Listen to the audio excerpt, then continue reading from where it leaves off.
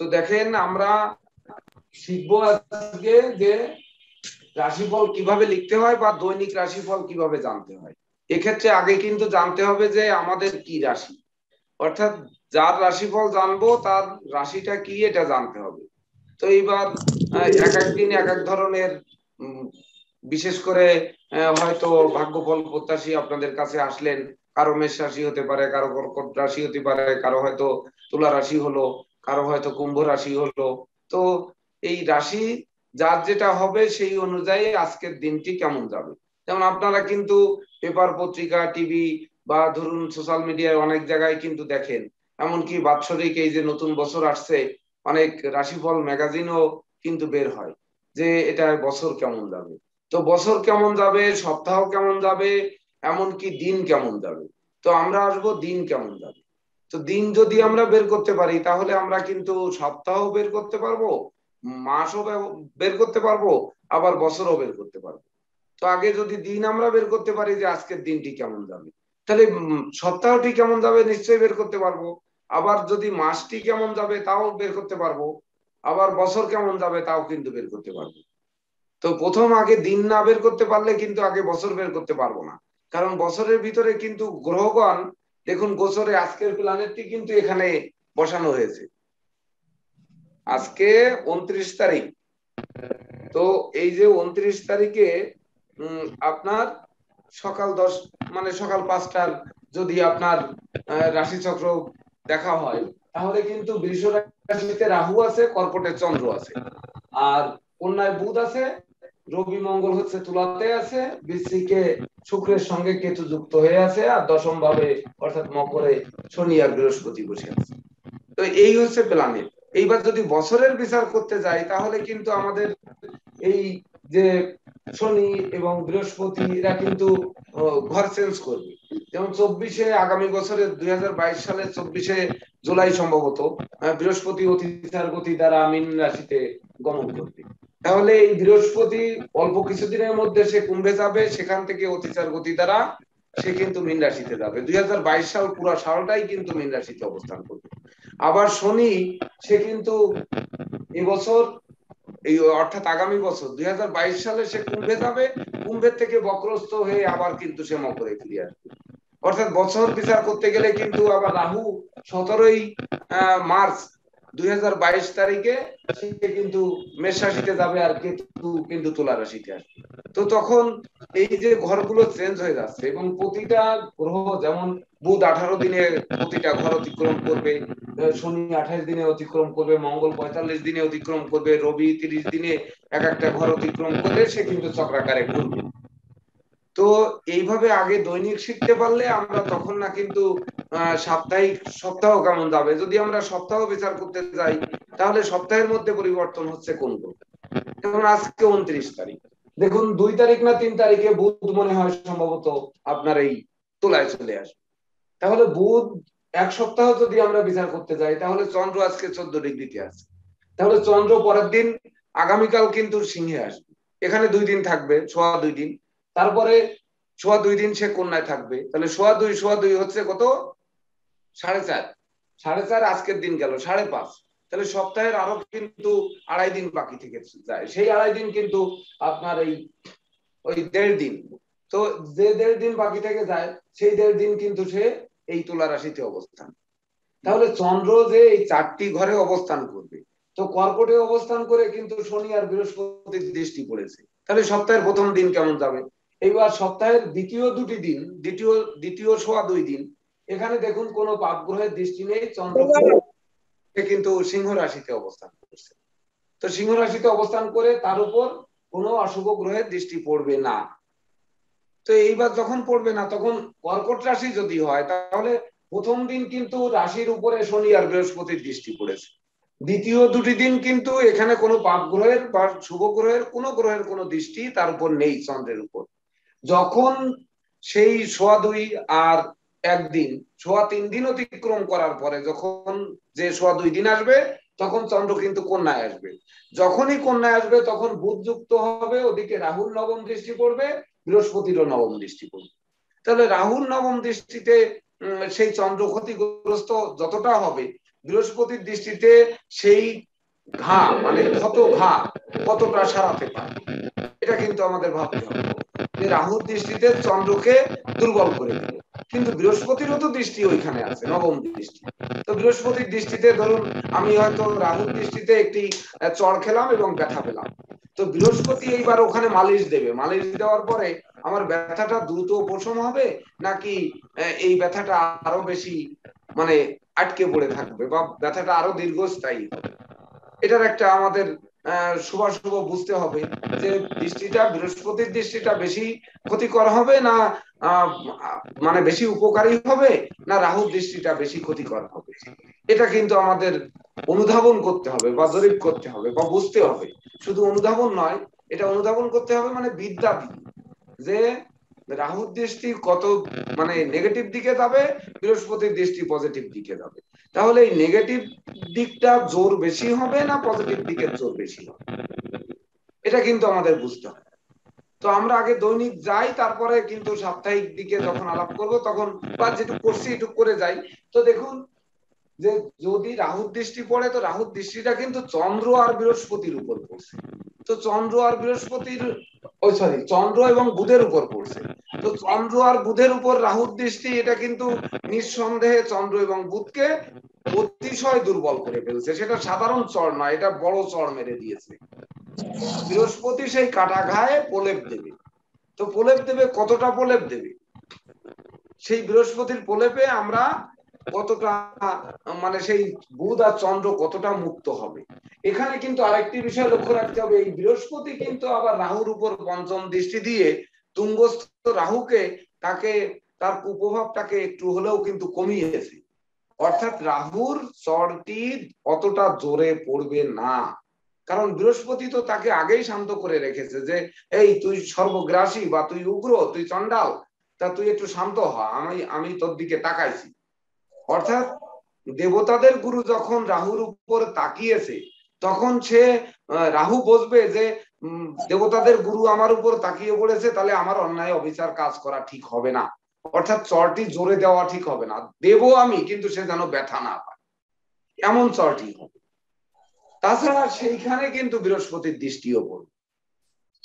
এইবার শেষ দুটি দিন যখন চন্দ্র মঙ্গল রবির সঙ্গে যুক্ত হবে, তো শেষ দুটি দিনে বুধও কিন্তু এই সঙ্গে এসে 4টি গ্রহ একসঙ্গে যুক্ত হবে। আপনারা একটু প্ল্যানেটটি দেখুন যে এই সপ্তাহের আজ 29 থেকে 5 তারিখ পর্যন্ত যদি যাওয়া হয়, তাহলে 5 তারিখে গেলে 3 তারিখে যদি বুধ এখানে চলে আসে, তাহলে চন্দ্র যখন আসবে তখন রবি, চন্দ্র, বুধ এবং মঙ্গল একসঙ্গে যুক্ত হবে।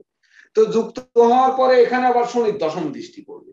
তাছাড়া রবিটা নিচস্থ হবে, আর চন্দ্র সেখানে আসলো, মঙ্গল যুক্ত হলো। তাহলে এই যে 4 গ্রহ যুক্ত হলো, এই ঘরটি কেমন থাকলো। এবার দেখতে হবে যে মঙ্গলের সঙ্গে রবির কি শত্রুতা আছে, বুধের সঙ্গে মঙ্গল রবির শত্রুতা আছে কিনা, চন্দ্রের সঙ্গে রবি মঙ্গলের শত্রুতা আছে কিনা। তার উপর শনির দশম দৃষ্টি তুঙ্গ ঘরে পড়েছে। তো এতে এই 4টি গ্রহ কতটা ক্ষতিগ্রস্ত হবে বা কতটা উপকৃত হবে, ক্ষতিগ্রস্ত হবে না উপকৃত হবে, এটা কিন্তু আমাদের বুঝতে হবে। এখানে কিন্তু একটি বিষয় লক্ষ্য রাখতে হবে যে 4টি গ্রহ এক জায়গায় যুক্ত হচ্ছে, গ্রহ 4টি, সে কোনটি হয়তো দুর্বল বা কোনটি সবল, সেটা আমরা পরে দেখছি যে রবি তিনি নিচস্থ, এটা আমরা বুঝতেই পারছি রবি নিচস্থ। কিন্তু শুক্রের ঘরে চলে আসতেছে কিন্তু আপনার বুধ এবং চন্দ্র মঙ্গল। তো বুধ চন্দ্র মঙ্গল যদি এইবার ধরুন আপনার মেষ রাশি হয়, আমরা যদি মেষ রাশির সপ্তাহের শেষ দিনটি বিচার করি, শেষ দুটি দিন, তাহলে কি হবে, মেষ রাশির উপর কিন্তু মঙ্গলেরও সপ্তম দৃষ্টি থাকবে, রবিরও সপ্তম দৃষ্টি থাকবে, বুধেরও সপ্তম দৃষ্টি থাকবে, চন্দ্রেরও সপ্তম দৃষ্টি থাকবে। এইবার এই 4টি গ্রহের মধ্যে কার সঙ্গে কার শত্রুতা আছে, যেমন মঙ্গলের সঙ্গে কিন্তু বুধের ঘোর শত্রুতা আছে। তাহলে মঙ্গল নিশ্চয়ই বুধকে সহ্য করবে না, সহ্য করবে না। তো তাহলে মেষ রাশির ফলাফল যখন আমরা করব, তখন তৃতীয় পতি এবং ষষ্ঠ পতি হচ্ছে বুধ। তাহলে তৃতীয় থেকে আমরা ভাই বোন বিচার করি, ষষ্ঠ থেকে ব্যাধি পীড়া বিচার করি। তো ওদিকে আবার রাশি অধিপতি মেষ রাশির সেই অধিপতি আর অষ্টমপতি মঙ্গল এখানে থেকে বুধকে সহ্য করতে পারছে না। তাহলে অষ্টমপতির তো দোষ মঙ্গলের আছে, আর মঙ্গল তো এমনি রাগী, জেদি, ক্রোধী গ্রহ। তো সে বুধকে শত্রু গ্রহ নিশ্চয়ই ভালো চোখে দেখবে না, দেখবে। আবার রবিটা কি হলো, রবিটা নিচস্থ হলো, রবি যে সুনাম যশ খ্যাতি দেবে সে কিন্তু নিচস্থ হলো। যদিও রবির সঙ্গে চন্দ্রের কোনো শত্রুতা নেই, বা রবির সঙ্গে চন্দ্রের কোনো শত্রুতা নেই, আবার বুধের সঙ্গে কিন্তু চন্দ্রের শত্রুতা আছে, বুধের সঙ্গে কিন্তু চন্দ্রের শত্রুতা আছে, কিন্তু চন্দ্র বুধকে কখনো শত্রু মনে করে না, কিন্তু বুধ শত্রু মনে করে। তা বুধ চন্দ্রকে, চন্দ্রটা যে ঘরে আসছে সেই ঘরে মঙ্গল আর বুধ বসে আছে, তা বুধ আর মঙ্গল দুইজন শত্রু মনে করছে, ওদিকে রবিটা নিচস্থ হয়ে আছে, তাহলে চন্দ্রটা এখানে যে কি অশুভ হবে না? তার উপর আবার শনির দৃষ্টি পড়েছে, তাহলে শনির দৃষ্টি রবির উপরে পড়েছে, এটা নিশ্চয়ই খারাপ কিছু করবে, করবে না? করবে তো, এটা তো আমরা বুঝতে পারলাম। তাছাড়া শনির সঙ্গে কিন্তু চন্দ্র, রবি, মঙ্গল তিনটি গ্রহেরই শত্রুতা আছে, তো সেখানে রবি, চন্দ্র, মঙ্গল থাকছে, বুধটা শুধু বাদ, বুধের সঙ্গে শনির শত্রুতা নেই, কিন্তু বুধের সঙ্গে তো মঙ্গলের শত্রুতা রয়েছে, সরি চন্দ্রের শত্রুতা রয়েছে বুধের সঙ্গে। তো বুধ আর চন্দ্রের শত্রুতায় এমন কিছু যাবে আসবে না, দুজনই খুব মানে মানে শান্তিপ্রিয় গ্রহ, মানে চন্দ্র মাতৃমূর্তির মমত্বপূর্ণ গ্রহ, আর বুধ হচ্ছে বুদ্ধি কৌশলের দেবতা, সে ঝগড়া ঝাঁটি বাঁধাবে না। ঘটনা হচ্ছে বুধ হচ্ছে বুদ্ধির মার মারবে, অনেকে আছে যে দেখা গেল এক চর মেরেছে আর এক চর মারবে, আর বুধ কি করবে, বুধ চরটি না মেরে বরং কাছে গিয়ে কিভাবে মীমাংসা করা যায় সেই দিকে যাবে। কিন্তু শনির যে দৃষ্টিটি পড়েছে, শনি তো মঙ্গলকেও ভালো চোখে দেখছে না, ওদিকে চন্দ্রকেও দেখছে না, রবিকে দেখছে না, আবার রবি নিচস্থ, শনি রবির দৃষ্টি, এটা ঘোর অশুভ অবস্থান, আবার শনির এটি তুঙ্গগিরি, তাহলে নিঃসন্দেহে বলা যায় যে শেষ দুটি দিন কিন্তু খুব বেশি ভালো যাওয়ার কথা নয়। এবার মেষ রাশি যদি বিচার করি, তাহলে মেষ রাশির সপ্তম ঘর, তাহলে সপ্তম ঘর কেমন যাবে, মানে বিবাহ বিবাহিত জীবন কেমন যাবে, তারপর ঘরে শান্তি থাকবে কি থাকবে না, ধন ঐশ্বর্য, আসলে মানে জীবন সাথী আমাকে দুটি টাকা দেবে কি না, যে আমি অফিসে যাব আমার পকেটে টাকা নেই, তো দেখো তো তোমার কাছে টাকা আছে কিনা, কিছু টাকা দাও। তো এই দিন কি আমার যদি মেষ রাশি হয়, তা কি নিশ্চয়ই আমি আমার ঘরের থেকে বা আমার স্ত্রীর কাছ থেকে বা আমার স্বামীর কাছ থেকে আমরা কি 2 টাকা চেয়ে পেতে পারি, বা তার কোনো সহযোগিতা পেতে পারি, যে আজকে আমার ক্লাস আছে সকালবেলায় তুমি ফোনটা একটু ধরো। তো এই যে সহযোগিতা, এই সহযোগিতা কি আদৌ পাওয়া যাবে কি যাবে না, এটা কিন্তু বুঝতে হবে। এবার রবির কাজ কি আর চন্দ্রের কাজ, আর বুধের কাজ কি আর মঙ্গলের কাজ, এটা বুঝতে হবে। তো মঙ্গল তো মেষ রাশির ক্ষেত্রে রাশি অধিপতি এবং অষ্টম, তো এখানে বুঝতে হবে কিন্তু যে মেষ রাশির ক্ষেত্রে আমরা, বা ওই সেই পূর্বের জায়গায় চলে যান, যে আমরা মেষ লগ্ন, মেষ লগ্ন যদি হয় তাহলে শুভকারক গ্রহকে আর অশুভ গ্রহকে, তো মেষ রাশি আমরা এখানে যেহেতু রাশিফল দেখব, তো রাশিফল লগ্নফল কিন্তু ঠিক একই রকম ভাবেই কিন্তু দৈনিক হবে, যে মেষ লগ্নের হলে কি হবে, তাহলে মেষ লগ্নের হলে কিন্তু শনি, বুধ, শুক্র এই তিনটি গ্রহ পাপ, শনিও পাপ, বুধও পাপ, শুক্রও পাপ, তা সেই শুক্রের ঘরে গিয়ে শুক্র কিন্তু আবার অষ্টমে বসে আছে, তো মেষ রাশির এই যে পাপ গ্রহ, এই অবস্থা কিন্তু থাকে। আর বৃহস্পতি রবি যদি সম্বন্ধ করে তাহলে মেষ রাশি বা মেষ লগ্নের ক্ষেত্রে শুভ যোগ হয়, এটা তো আপনারা আগেই লিখেছেন, কিন্তু এখানে কি কোনো সম্বন্ধ করেছে, রবি বৃহস্পতি কোনো সম্বন্ধ করেছে কি? কোন রকম কিন্তু সম্বন্ধ করেনি, কোন রকম না, কোনো দৃষ্টিও করে নাই, কোনো জুতিও নাই, কোনো সম্বন্ধ করে নাই, তাহলে রাজযোগ কিভাবে হবে? আবার এসিটা কমায়নি,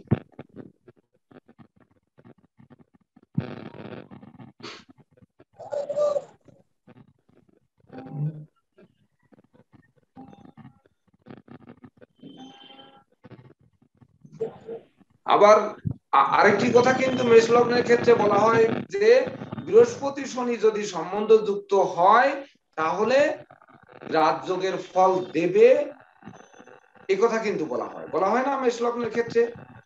তো বৃহস্পতি শনি সম্বন্ধ যুক্ত হয়েছে, সেটা তো দশম ভাবে যুক্ত হয়েছে, সে তো যখন তার কর্মভাব বিচার করব তখন না বলা যাবে যে মেষ রাশির জাতক জাতিকাদের আজকে কর্মভাব ভালো হতে পারে, কিন্তু যদি সপ্তম ঘর বিচার করি তাহলে নিশ্চয়ই দাম্পত্য ভাব ভালো হবে না, আমরা একটি বিচার করে দেখি না, দেখার পরে কি হয়, একটি বিচারে যাই আমরা। সাধারণভাবে তো একটি নোট আপনারা বুঝলেন নাকি? এটুকের মধ্যে কোনো মানে বুঝতে বাকি আছে আপনাদের?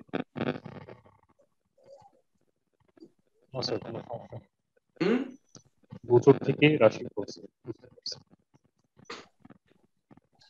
এবার আমরা কোন রাশির বিচার করব বলেন, কোন রাশির রাশিফল বিচার করব আপনারা বলেন। মেষ থেকেই শুরু।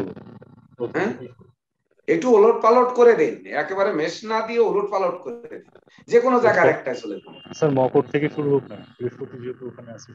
আচ্ছা তাহলে হোক, মানে একটু ওলট পালট করে দিলে ভালো লাগে বেশি। মানে সরাসরি যদি মেষ থেকে যাই তাহলে তো এটা শুরুই হয়ে গেল। অর্থাৎ একটু ওলট পালট করে অন্য যে কোনো একটা রাশির আমরা রাশিফল জানি। তাহলে যে জাতকে জানবো তার হচ্ছে মকর রাশি। তো মকর রাশির জাতক জাতিকাদের আজকের দিন কেমন যাবে, এইবার আমরা মকর রাশির জাতক জাতিকাদের আজকের দিন কেমন যাবে আমরা এটা কিন্তু বের করে দিতে হবে। তো বের করে যাওয়ার ক্ষেত্রে আমরা তন্ময় বাবু যে প্রশ্নটি করেছেন অবশ্যই শুভ করেছেন। আমরা মেষ থেকে মীন পর্যন্ত যাব, যে 12টি রাশির যেহেতু দৈনিক রাশিফল আমরা যাব। তো একটি প্রশ্ন আগে এই জন্য করা হলো যে একটি রাশির আজকের দিন কেমন যাবে আমরা আগে বুঝে নিই, তারপরে আমরা দৈনিক সিরিয়াল অনুযায়ী যাব। এই জন্যই কিন্তু যে মেষের আলোচনা যেহেতু আগে একটু করে ফেলেছি, এই জন্য আমরা একটি অন্য রাশিতে যেতে চেয়েছি। এটা হচ্ছে মূল কারণ, অন্য কোনো কারণ নয়। তো দেখুন আমরা মকর রাশির জাতক জাতিকাদের বিচার করি।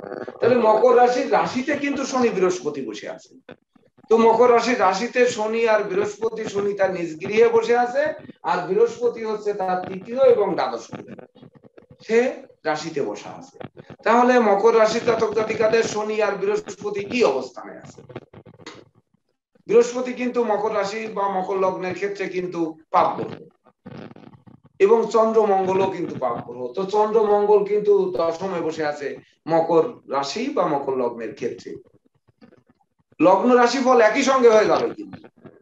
তো তখন কিন্তু পাপ গ্রহ কিন্তু তার দশম ভাবে বসে আছে, এবং দশম ভাবে মকর রাশির বা মকর লগ্নের অধিপতি শনি। এই শনি কি শুভকারক গ্রহ না অশুভকারক গ্রহ? মকর লগ্নের ক্ষেত্রে কিন্তু শনি স্বয়ং মারক, স্বয়ং মারক, নিজেই মারক, অর্থাৎ নিজে দগ্ধ হবে। স্বয়ং মারক অর্থাৎ কি? স্বয়ং মারক মানে হচ্ছে সে নিজে দগ্ধ হবে, কিন্তু অপরকে সে জ্বালাবে কিনা। সে তো নিজ গৃহে শক্তিশালী হয়ে বসে আছে, অপরকে জ্বালাবে কিনা এটা কিন্তু দেখতে হবে। তাহলে নিজে স্বয়ং মারক অর্থাৎ সে নিজে মরবে না, সে অপরকে মারবে, নিশ্চয়ই তাই। কিছু না কিছু তো সে শনি করবে। শনি তো নিশ্চয়ই খালি খালি তো আর ঘরে বসে থাকবে না, বসে থেকে সে নিজে মারক হয়েছে। আমি নিজে মারক, তাই বলে যে আমি অপরের জন্য কিছু করব না, অপরের দিকে আঙ্গুল দেখাবো না বা অপরকে দু কথা শোনাবো না, এটা তো হতেই পারে না। হতে পারে? হ্যাঁ, হতে পারে। তাহলে মকর রাশির যদি আমরা বিচার করি তাহলে শনি কিন্তু স্বয়ং মারক হয়ে সে তৃতীয় দৃষ্টি দিয়েছে। তাহলে মকর রাশির জাতক জাতিকাদের আজকের দিনে কি হতে পারে? সে স্বয়ং মারক হয়ে ভাই বোনের উপর দৃষ্টি দিয়েছে। ভাই বোন বিচার করবো 3 নাম্বার ঘর থেকে। তাহলে ভাই বোনের শরীর স্বাস্থ্যকে খারাপ করে দিতে পারে, ভাই বোনদের সঙ্গে মতানৈক্য তৈরি করতে পারে, পারিবারিক ভাবে পৃথক করার প্রয়োজন ফেলতে পারে, এগুলো কিন্তু করে ফেলতে পারে না, সে দৃষ্টি দিয়েছে। এবার সপ্তম ভাবেও কিন্তু তার দৃষ্টি দিয়েছে। তো সপ্তম ভাবে দৃষ্টি দিলে সপ্তমে কিন্তু চন্দ্র অবস্থান করছে নিজ গৃহে। তো চন্দ্র নিজ গৃহে অবস্থান করলেও শনির সঙ্গে চন্দ্রের কিন্তু শত্রুতা। তো সপ্তম ঘর থেকে যদি আমরা মকর রাশির আজকের দিন বলি যে তার দাম্পত্য জীবন কেমন যাবে, তাহলে নিশ্চয়ই বলা যাবে দাম্পত্য জীবনে অশান্তি হবে, প্রেমিক প্রেমিকাদের প্রেম ভেঙে দেবে। আমার একটা প্রশ্ন আছে স্যার। হ্যাঁ করুন। আমরা যদি এই গোচর বিচারে রাশিকে লগ্ন হিসেবে ধরি স্যার, তাহলে তো চন্দ্র মকরেই থাকবে। কেন চন্দ্র মকরেই থাকবে কেন? আমরা যখন গোচর বিচার করতেছি স্যার, তখন তো চন্দ্র থেকে গোচরটা বিচার করতে হবে। না না না, সেটা বলছি না। আমরা বলছি যে দৈনিক রাশিফল কিভাবে লিখবো আর কিভাবে জানবো। তো দৈনিক রাশিফল আর লগ্নফল একইভাবে বিচার হবে সেটি বলেছি। বুঝতে পারছি। বুঝতে পেরেছেন? বুঝতে দৈনিক পেরেছি। রাশিফল আর লগ্নফল, যদি আপনি শুধু রাশিফল জানলেন লগ্নফলটা জানলেন, তাহলে লগ্নফলও একই হবে। কিন্তু আমার মকর লগ্ন মকর রাশি বা মকর লগ্ন কর্কট রাশি, তাহলে আমার দুটির ফল দেখে মিলে কিন্তু আমার দিনটি কেমন যাবে এটা বুঝতে হবে। বুঝতে হবে, ঠিক আছে স্যার, বুঝতে পেরেছি স্যার। বুঝতে পেরেছেন? জি স্যার। অর্থাৎ একটি দেখলে তখন কিন্তু হবে না।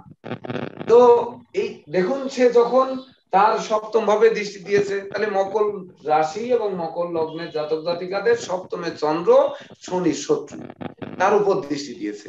তাহলে এমন হতে পারে যে এই দিন তার জীবন সাথী জীবন সঙ্গী শরীর স্বাস্থ্যও খারাপ হয়ে পড়তে পারে, বা ধরুন জীবন সাথী জীবন সঙ্গী কর্ম করে, সেই কর্মচ্যুতি ঘটতে পারে, কর্মে পদাবনতি ঘটতে পারে, বা কর্মক্ষেত্রে অসন্তোষ তৈরি হতে পারে, বা ঘরের শান্তি বিনষ্ট হতে পারে।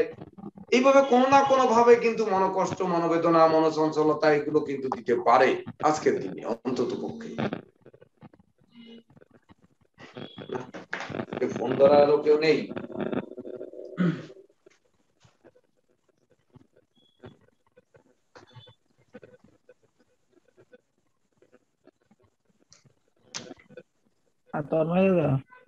তা তারপরে কি হতে পারে দেখুন, মকর রাশির বিচার করছি, পঞ্চমে কিন্তু রাহু বসে আছে। তাহলে পঞ্চম ভাব থেকে আমরা বিদ্যা বিচার করবো না, তাহলে বিদ্যা শিক্ষা যারা শিক্ষার্থী আছে তাদের লেখাপড়া কেমন হবে? আবার রাহু পঞ্চমে অবস্থান করে কিন্তু আপনাদের রাশি লগ্নের উপর কিন্তু দৃষ্টিও ফেলেছে। কিন্তু একটি কথা আছে যে মকরের শনি স্বয়ং মারক হলেও সে কিন্তু শক্তিশালী গ্রহ, তার সাথে বৃহস্পতি যুক্ত আছে। তাহলে রাহুর দৃষ্টিটা নিশ্চয়ই আপনার রাশি ভাবকে দুর্বল করতে পারবে না। তো রাশি থেকে আমরা কি দেহ মন বিচার করব, লগ্ন দেহ মন লগ্ন রাশি থেকে, তাই না? তাহলে নিশ্চয়ই আমার শরীর স্বাস্থ্যকে রাহু খারাপ করার চেষ্টা করবে, কিন্তু সেখানে শক্তিশালী শনি থেকে এবং বৃহস্পতি থেকে আমার এটাকে রক্ষা করতে পারে। হয়তো আমাকে একটি বুলেট প্রুফ জ্যাকেট এনে দিতে পারে, বা আমি নদী পার হব, নদী পার হওয়ার ক্ষেত্রে আমাকে ওই যে লাইফ জ্যাকেট, হয়তো একটি লাইফ জ্যাকেট দিতে পারে, যে যদি ট্রলারটি ডুবে যায় বা লঞ্চটি ডুবে যায় তাহলে আমার উদ্ধার হওয়ার যেন পথ দিতে। কিন্তু পঞ্চম ভাবে তো রাহু বসে আছে, তাহলে শিক্ষার্থী যারা আছে তাদের লেখাপড়ার অবস্থান কি হবে? তাহলে লেখাপড়ার অবস্থান কি, ভালো হবে না খারাপ হবে? নিশ্চয়ই যদি লেখাপড়া করতে যায় তাহলে লেখাপড়ার অবস্থান এখানে ভালো হওয়ার কথা নয়, একটু বিঘ্ন ঘটবে স্যার। কোনো না কোনো হয়তো দেখা যাচ্ছে আজকে সেই ইন্টারভিউ দিতে যাবে, ইন্টারভিউ দিতে যাওয়ার পথে দেখা গেল কি যে তার হয়তো পথে গাড়িতে জার্নি করছে, অনেকবার বমি করছে, হতেই পারে, বা গ্যাস ফর্ম করে পেটে ব্যথা শুরু হয়েছে, বা এমন হতে পারে যে ওই গাড়ির চাকাটি নষ্ট হয়েছে, বা গাড়িটি জ্যামে আটকে যে পরীক্ষায় অংশগ্রহণ করতে পারেনি, না পারার কারণে তার একটু বাধার কারণে দেখুন তার ভবিষ্যৎ নির্ধারণে কিন্তু একটা কোনো না কোনো বাধা তৈরি করে দিয়েছে। এইবার মকর রাশির জাতক জাতিকাদের যদি বলি যে ষষ্ঠপতি এবং ভাগ্যপতি বুধ তো ভাগ্যস্থানে বসে আছে, তাহলে তার শরীর স্বাস্থ্য কেমন থাকবে? আগেই কিন্তু বললাম যে শরীর স্বাস্থ্য মকর রাশি জাতক জাতিকাদের রাশিতে যেহেতু শনি আর বৃহস্পতি বসে আছে, রাহুর দৃষ্টি পড়লেও সে কিন্তু তার শরীরকে সে নিয়ন্ত্রণ করার চেষ্টা করবে। শনি স্বয়ং নিজে মারক এই মকর রাশি বা মকর লগ্নের ক্ষেত্রে, তো নিজে নিজের গায়ে আঘাত করে একমাত্র আত্মহত্যাকারী যারা আত্মহত্যা করতে যায়, একমাত্র যাদের ব্রেন ডিজনার বা ব্রেনের প্রবলেম, সেই ব্যক্তি ব্যতিরেকে আর কি কেউ নিজে নিজের গায়ে আঘাত মারবে? আর সেখানে বৃহস্পতির মতো গ্রহ বসে আছে, তাহলে স্বাস্থ্যগত ব্যাপার বলা যাবে যে হ্যাঁ ভালোর দিকে যাবে। আর কেন যাবে? কারণ ষষ্ঠপতির উপর তো বৃহস্পতিরও নবম দৃষ্টি, রাহুরও নবম দৃষ্টি আছে। তো আগেই তো বললাম যে রাহু একটি হয়তো চড় মারতে পারে, কিন্তু বৃহস্পতির উপরে তো বৃহস্পতির দৃষ্টি তো রাহুর পরেও আছে। তুঙ্গস্থ রাহুর কুপ্রভাবকে কিন্তু সে একটু হলেও, যে রাহু যখন উগ্র হচ্ছে বৃহস্পতি তখন বলছে এই তুমি একটু শান্ত হও, আজকের দিন একটু শান্ত থেকো অন্তত, আমি আমি তোমাকে বলছি, এ কথা বলবে না বৃহস্পতি? স্যার যদি বৃহস্পতি এই কথা বলে যে তুমি আজকের দিনে শান্ত হও, তো রাহু কি শান্ত হবে না উল্টে সে তার প্রতিক্রিয়া দেখাবে? স্যার বৃহস্পতিটা তো নিঃস্বস্ত হয়ে আছে স্যার, নিঃস্বস্ত হলে কি তার ফলটা কি ভালো থাকবে স্যার? বৃহস্পতি নিঃস্বস্ত হলে যে ধরুন আমি এখানে দাঁড়িয়ে না থেকে আমি নিচেই বসে ক্লাস করলাম, তাতে কি আমার শক্তি কতটা কম? কত পরিমাণ কমতে পারে? আচ্ছা, অল্প হয়তো কমতে পারে স্যার। হ্যাঁ, তো বা নাও তুঙ্গস্থ কমতে আর পারে। নিচস্থ, তুঙ্গস্থ একটু বেশি শক্তিশালী থাকবে, নিচস্থ একটু শক্তিশালী কমবে। তাই বলে যে মোটে কিছু থাকবে না, নিচস্থ মানে সে বিছানায় পড়ে গেছে, এটি কিন্তু হতে পারে না। জি স্যার। বা কিছুক্ষণ ধরুন ঘুমিয়ে আছে, একটি গ্রহ বক্রস্থ হয়ে আছে মানে ধরুন একটু সে ঘুমিয়ে বা বিশ্রাম নিচ্ছে। তো বিশ্রাম নিচ্ছে মানে ও জাগবে না তা কিন্তু নয়। যেমন ধরুন সিংহ, সিংহ নিদ্রা যাবে, কিন্তু নিদ্রা ভঙ্গ হলে সে কিন্তু ওই পরেরটা ফুসিয়ে নেবে, নেবে না? তো সেই যে এই যে বৃহস্পতি নিচস্থ বা বৃহস্পতি ধরুন বক্রস্থ বা শনি বক্রস্থ, এতে কি হবে? সে একটু বিশ্রাম নিচ্ছে বা একটু স্লো গতিতে চলছে। তো স্লো গতিতে চলছে সে যে পরবর্তীতে ধরুন এখন আমি একটু স্লো গতিতে গাড়িটা চালাচ্ছি, আমার 4 ঘন্টার মধ্যে ঢাকায় পৌঁছাতে হবে। তো যেটুকু আমি স্লো গেছি, আমি যখন রোড ফাঁকা পাবো তখন কি আমি ওটুকু টেনে আগানোর চেষ্টা করব না? করবো নাকি? করবো। এটা কিন্তু করবো, এটা কিন্তু আমাদের ধরে রাখতে হবে, মানে বুঝে নিতে হবে যে সময়ের থেকে জীবনের মূল্য অনেক বেশি।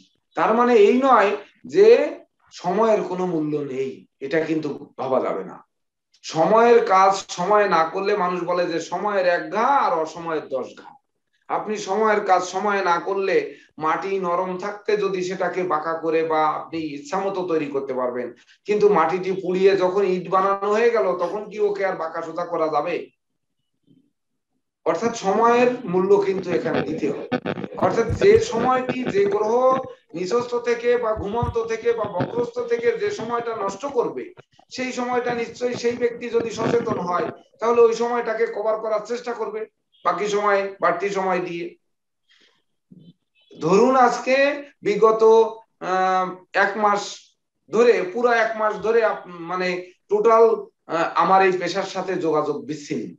তো এই যে বিচ্ছিন্ন করে রেখেছি, তো রেখেছি আমি এটাকে কি কভার করার চেষ্টা করব না? আমি যতটুকু পিছনে পড়েছি এটা কিভাবে কভারেজ দেওয়া যায়, এর জন্য আমার একটা চেষ্টা তো নিশ্চয়ই থাকবে। তো ঠিক তদনুরূপ ওই গ্রহগণ বক্রী বা ঘুমন্ত বা ধরুন আপনার নিচস্থ থাকলেও সে পরবর্তীতে পুষিয়ে নেওয়ার চেষ্টা করবে। স্যার, হ্যাঁ বলুন। আমার একটা কোয়েশ্চেন আছে। আমার মকর রাশি স্যার, কিন্তু আজকে ঠান্ডা জনিত কারণে আমি সমস্যায় ভুগছি স্যার। এই যে ষষ্ঠপতি ধরুন ষষ্ঠ এবং নবমপতি বুধের উপর রাহু দৃষ্টি করেছে, এখানে আপনার কি করতে পারে? যদি বৃহস্পতির দৃষ্টি না থাকতো এই ঠান্ডা দেখা গেল আপনাকে গলায় কফ আটকায় দিয়ে এই করতে থাকতে হতো, সেখানে সামান্য একটু ঠান্ডা লাগছে, বা বড় কিছু হতে পারতো, সেখানে অল্প মধ্যে যাচ্ছে। এই দৃষ্টিটুকু পড়েছে বিধায়, এটি কিন্তু আমাদের মাথায় রাখতে হবে। তাছাড়া ভূত নাক কান গলা, নাক কান গলার রোগ, মুখগহ্বরের কোন রোগ, নার্ভের কোন রোগ, এগুলো তৈরি করে, তাই তো নাকি? আর বুদ্ধিভ্রংশতা, মানে বুদ্ধিভ্রংশতা, তোতলামি, এইগুলো লালা ঝরা, এইগুলো হচ্ছে বুধের রোগ। তো নাক কান গলার মধ্যে ঠান্ডা তো গলার মধ্যে আসে, কফ টেন্ডেন্সি থাকে, গলা থেকেই তো সেটাই করেছে। কিন্তু এইটা চরম আকার ধারণ করতে পারতো যদি না আপনার এখানে এই বৃহস্পতির দৃষ্টিটুকু না থাকতো, শুধু রাহুর দৃষ্টি থাকতো। বৃহস্পতিটাকে সরিয়ে আপনি এখানে দিয়ে দিন, দেখবেন বুঝতে পারবেন যে আপনার ওই দিনটা কেমন যায়। এবার যদি আসি যে মকর রাশির জাতক জাতিকাদের বা মকর লগ্নের জাতক জাতিকাদের, তার কিন্তু দশম ভাবে রবি মঙ্গল বসে আছে, তাহলে তার কর্মভাব কেমন হবে? কর্ম দেখতে হবে। এ কিন্তু একেবারে ওই মানে একেবারে কোষ্ঠী বিচারের মতো দৈনিক বিচার, একই রকম কিন্তু। তো দৈনিক বিচারে আমরা সাধারণত শর্টকাট পথে মানি, তো এই শর্টকাট নয়, এটা কিন্তু একেবারে কোষ্ঠী বিচারে কিন্তু আপনারা শিখে আসতেছেন। এই দৈনিক বিচার করতে গিয়ে কোন কোন দিকে নজর রাখবেন, এই নজরটা রাখার জন্যই কিন্তু আপনাদের বলা। এটাই কিন্তু আপনাদের জীবনের ওই যাই বিচার করুন না কেন, সব বিচার কিন্তু এখান থেকেই হবে। আমি প্রথমে বলেছি যে দৈনিক থেকে সাপ্তাহিক, সাপ্তাহিক থেকে মাসিক, মাসিক থেকে বাৎসরিক, বাৎসরিক থেকে সারা জীবন, যাই বিচার করুন না কিন্তু এই সূত্র কিন্তু দৈনিক থেকে শুরু হবে। অর্থাৎ আগে দৈনিক জানার পরে পরবর্তীতে প্রয়োজনে একদিন আমরা মাসিক একটা ক্লাস নিব বা সাপ্তাহিক একটা নিব, তারপরে মাসিক একটা নিয়ে বাৎসরিক একটা নিলাম। তাহলে কিন্তু আপনারা এবার 10 বছর কেমন যাবে আপনারা বের করতে পারবেন। বা হয়তো তখন ওই দশা অন্তর্দশা মানে যে হয়তো আপনার মঙ্গলের দশাকাল কেমন যাবে, বৃহস্পতির দশাকাল কেমন যাবে, এগুলো কিন্তু আমরা নিশ্চয়ই বের করতে পারবো না? জি স্যার। তাহলে এই মকর রাশি বা মকর লগ্নের জাতক জাতিকাদের কর্মভাবে রবি নিচস্থ, রবি কিন্তু অষ্টম পতি নিচস্থ। আর মঙ্গল তার কি? মঙ্গল দেখুন চতুর্থ পতি এবং আয়, চতুর্থ এবং আয়পতি সে বসে আছে দশম ভাব। তো মঙ্গল মকর লগ্নের ক্ষেত্রে বা মকর রাশির ক্ষেত্রে কি শুভ না অশুভ, এটা আগে আপনাদের দেখতে হবে। মঙ্গল পাপ গ্রহ, হ্যাঁ পাপ করো। তাই না? হ্যাঁ আর রবির কথা কিন্তু মকর লগ্নের ক্ষেত্রে কখনোই কিন্তু আমরা রবির কথা বলিনি, যে রবি শুভ না অশুভ এটা কিন্তু বলিনি, কিন্তু রবি অশুভ, অষ্টমপতিত্ব দোষ রয়েছে, তাহলে সে আরো নিচস্থ হয়েছে। তাহলে আজকে যদি আমরা চেষ্টা করি যে চাকরির ইন্টারভিউ দেব, দেখবেন যে ওই চাকরির ইন্টারভিউতে যাওয়ার পথেই বা ইন্টারভিউ দিতে গেলাম ইন্টারভিউটা হলো না, বা চাকরিতে জয়েন লেটার নিয়ে গেলাম আজকে অফিসার নেই, যোগদান করতে পারলাম না, বা কর্মক্ষেত্রে দেখা যাচ্ছে আমার সহকর্মীদের সাথে গন্ডগোল বাদে মনোমালিন্যতা তৈরি হয়ে গেল। আবার কর্মক্ষেত্রে আপনি ভালো কোনো কাজ করলেন না, মানে পুরস্কার পাওয়ার কথা, আজকে উপহার উপঢৌকন পাওয়ার কথা, কিন্তু সে দিল না, কারণ রবি নিচস্থ আর এদিকে মঙ্গলের সেই দোষ রয়েছে, এখানে পাপস দোষ রয়েছে, যার জন্য আমি যে মাথার ঘাম পায়ে ফেলে যে শ্রম দিলাম সে শ্রমের ফল কিন্তু আমি পেলাম না। যদি আসি আয় ভাব, একাদশ ভাব, তো একাদশে শুক্র বসে আছে, শুক্র হচ্ছে পঞ্চম এবং দশম পতি। তো দেখতে হবে যে হ্যাঁ মকর রাশি মকর লগ্ন বা মকর লগ্নের ক্ষেত্রে শুক্র কি গ্রহ, শুক্র কি শুভ না অশুভ গ্রহ? শুক্র কিন্তু একাই শুভ গ্রহ, কিন্তু সে বসে আছে একাদশে, আর একাদশে কেতু। সবসময় আমরা কিন্তু বলেছি যে নবম দশম একাদশে কেতু শুভ ফল দেখা, তাছাড়া সে তুঙ্গস্থ। তাহলে কর্মভাবে তার অশান্তি বিরাজ করতে পারে, তাই বলে আয় উপার্জন কিন্তু কম হবে না, বরং ঝটকা উপার্জন হবে। এইবার সে ব্যক্তি কর্ম করছে, বাইরে চা খাতে বেরোয়েছে, বেরোয় দেখে কি যে এখানে একটি লটারি চলছে, মানে লটারিতে কি হবে যে 10 টাকার লটারি, কেউ রাইস কুকার পাবে, কেউ চামচ পাবে, সর্বোচ্চ পুরস্কার এইরকম, কেউ একটি কলম পাবে, কেউ একটি পাবে, 10 টাকা লটারি। হয়তো কেউ এসে বলছে স্যার স্যার স্যার 10 টাকা 10 টাকা 10 টাকা, হ্যাঁ দেখুন এই সর্বোচ্চ পুরস্কার। আর এই উনি ভাবলো কি দূর 6 টাকা দিয়ে তো একটি চাই খাচ্ছি, তো 10 টাকা পকেটে বের করে দিয়ে একটি লটারি কাটি, কেটে দেখা গেল যে সর্বোচ্চ পুরস্কার আছে আয়রন বা ওই রাইস কুকার, বা ধরুন আপনার একটা ওই ব্যালেন্ডার, এইসব জিনিসপত্র নিয়ে হকাররা কিন্তু ঘোরাফেরা করে। তো এই করার সময় দেখা গেল সেই 10 টাকায় একটি বড় থাবা দিয়ে এমনটি কিন্তু ঘটিয়ে দিতে পারে, মানে কেউ একটু আকস্মিক প্রাপ্তি ঘটাবে। আর কি করবে? তাড়াতাড়ি একটা লটারি কাটি ফেলেন। ঠিকই বলেছেন দাদা। আচ্ছা, তাছাড়া শুক্র এখানে কি অবস্থা? শুভ গ্রহ, তাহলে শুক্র পঞ্চম এবং দশম পতি সে কিন্তু শুভ, এবং একাদশে বসে আছে, মানে শিক্ষার্থী। হ্যাঁ বলুন। সেটা হচ্ছে রবি যদি মঙ্গলের সাথে যুক্ত হয়ে আপনার তুলায় বসে আছে, কিন্তু স্বয়ং চতুর্থপতির ঘরে কেতু যুক্ত হয়ে আছে, চাকরির ক্ষেত্রে মা দেখা যাচ্ছে দই খাইয়ে দিল, সেখানে কি মায়ের সাথে মতানৈক্য হতে পারে কিনা? চতুর্থ ভাব মানে চতুর্থপতি মঙ্গল, চতুর্থপতির ঘরে স্যার বসে আছে, মানে মঙ্গলের ঘরে, অর্থাৎ কে বসে আছে? আপনার হচ্ছে বৃষ্টিকের ঘরে স্যার কেতু বসে আছে। হ্যাঁ বৃশ্চিকের তো কেতু বসে আছে। জি স্যার, এক্ষেত্রে একটু মাতার সাথে একটু মতানৈক্য হতে পারে চাকরি ইন্টারভিউ যাওয়ার পূর্বে। বরং মঙ্গলের দৃষ্টি অষ্টমপতি এবং চতুর্থপতি মঙ্গলের দৃষ্টি পড়ার কারণে হতে পারে, এখানে কেতু বসে থাকার কারণে হতে পারে। এটা কিন্তু মঙ্গলের দৃষ্টি পড়ার কারণে হতে পারে, নিজ গৃহে পড়েছে, এটা কিন্তু কেতুর কারণে হবে না। তো এই যে মকরের যোগাযোগ ব্যবস্থা খারাপ হবে, যোগাযোগ ব্যবস্থা খারাপ হবে স্যার। আচ্ছা আসতেছি আমরা সেইটা। আমরা ভ্রমণ বিচার করি সাধারণত কোথা থেকে? ভ্রমণ বা ধরুন বন্ধু বান্ধবদের সাথে যোগাযোগ বা মিত্রতা স্থাপন, কারোর সঙ্গে দেখা করতে গেলাম, সেই দেখা করতে যে দেখা হবে নাকি আমার মুখ গুমরা করে ফিরে আসতে হবে, কারোর জন্য 2 ঘন্টা লাইনে অপেক্ষা করে দেখা হবে কি হবে না, এটা তো আমাদের বুঝতে হবে বা জানতে হবে, হবে না? এটা কোন গ্রহ করবে? কোন ঘর তাহলে করবে? চন্দ্র করবে স্যার। চন্দ্র করবে, আর ঘর কোনটা করবে? সেটা জানি না স্যার। হ্যাঁ, দ্বাদশ ঘর স্যার। দ্বাদশ ঘর তো ভ্রমণ করাবে, এইবার যোগাযোগ হ্যাঁ। করাবে কে? স্যার পঞ্চম ঘর। হ্যাঁ, পঞ্চম ঘর স্যার। পঞ্চম ঘর স্যার। বুঝলাম না। পঞ্চম পঞ্চম পঞ্চম পঞ্চম। ঠিকই বলছেন। পঞ্চম পঞ্চম ঘর। যোগাযোগ চেষ্টায়। চতুর্থ ঘর কিন্তু বন্ধু মিত্রদের মিত্রতা তৈরি করে, বন্ধুত্ব তৈরি করে, বন্ধুত্ব ফাটায় বা বন্ধুত্ব স্থাপন করে।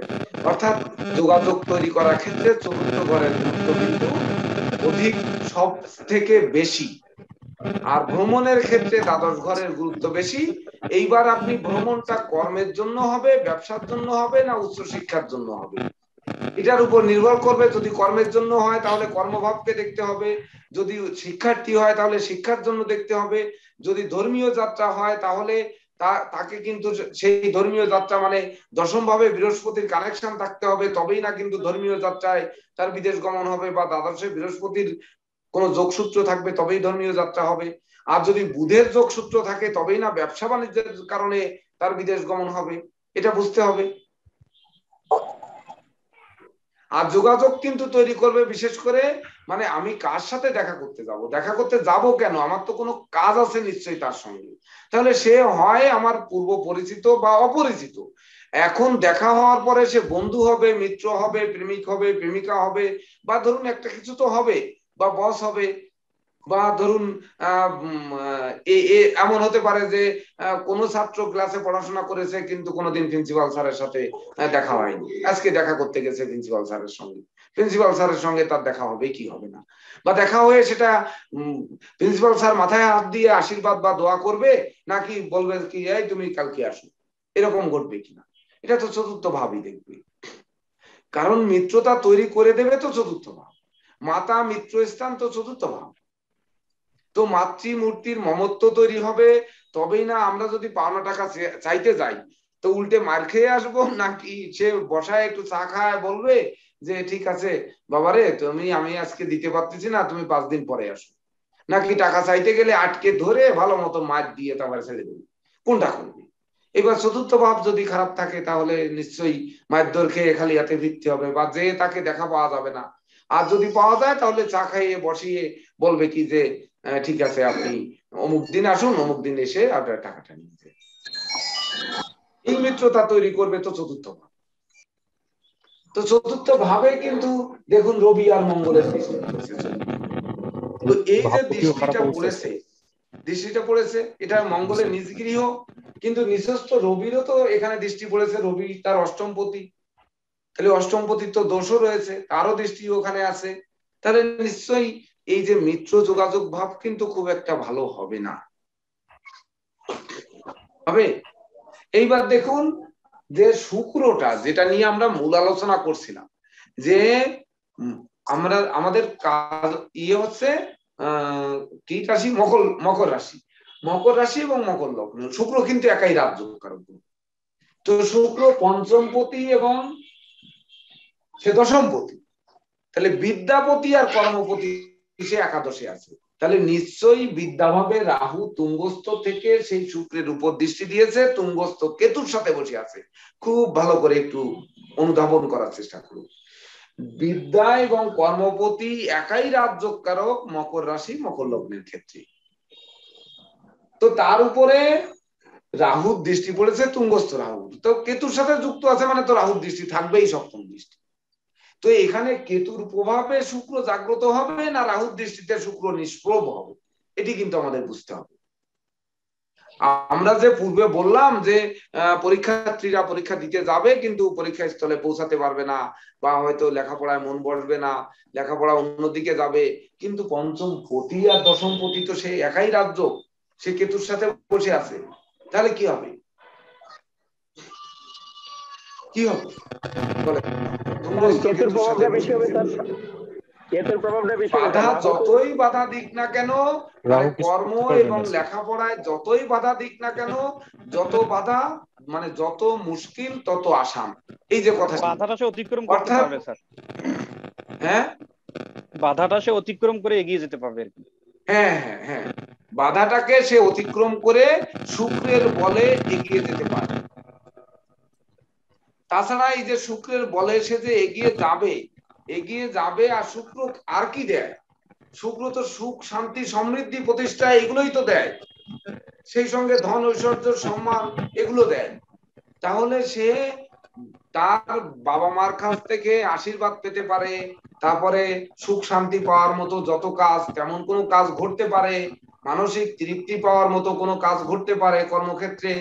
তো যতই কর্মক্ষেত্রে শনির দৃষ্টি থাকুক, আয়ভাবকে কিন্তু আয়ভাবে এই শুক্র রাজ্যকারক তুঙ্গস্থ কেতুর সাথে একাদশে থাকার কারণে তার কিন্তু বাধা যতই পড়ুক না কেন অবশেষে কিন্তু সে জয়ী হবে না?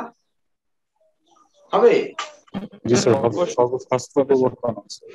এইবার যদি বলেন যে দ্বাদশপতি আর তৃতীয়পতি বৃহস্পতি নিঃস্ত হয়ে আমার রাশিতে বসে আছে, তো রাশিতে শনিও তো স্বয়ং মারক, সে নিজেও বসে আছে স্বয়ং মারক, আর দ্বাদশপতির তো দোষ বৃহস্পতি, তাছাড়া নিঃস্ত হয়ে বসে আছে। তাহলে এখানে বৃহস্পতির কি কোনো আসলে মানে শুভ প্রভাব আমরা পাবো কি পাবো না? তো সে তৃতীয় পতি রাশিতে বসে আছে, আবার তৃতীয় কিন্তু শনির দৃষ্টি আছে। তো আগেই তো বললাম বৃহস্পতি যতই ঘুমন্ত থাকুক, যতই নিঃস্ত থাকুক, সে জেগে উঠলে কিন্তু কভার করে নেবে। যখন সে চাঙ্গা হবে বা যখন চলমান হবে তখন কিন্তু সে করে নিবে। কিন্তু দ্বাদশপতির তো দোষ হিসেবে, যেহেতু দ্বাদশপতি নিঃস্ত হয়েছে, মানে ব্যয়ের ভাব, ব্যয়পতি নিঃস্ত হয়েছে, আর বৃহস্পতি গুরুজনদের দেখে সবসময়, গুরু মানে পিতা মাতা, দাদু দিদা বা ঠাকুমার ঠাকুরদা, তারপরে ধরুন আপনার বয়োজ্যেষ্ঠ পরিবারের যদি কেউ থাকে, এই গুরুদের দেখে, এমনকি শিক্ষকদের দেখে, বা ধরুন যারা মানে গুরু স্থানীয় যারা, তাদের দেখবে না দেবগুরু?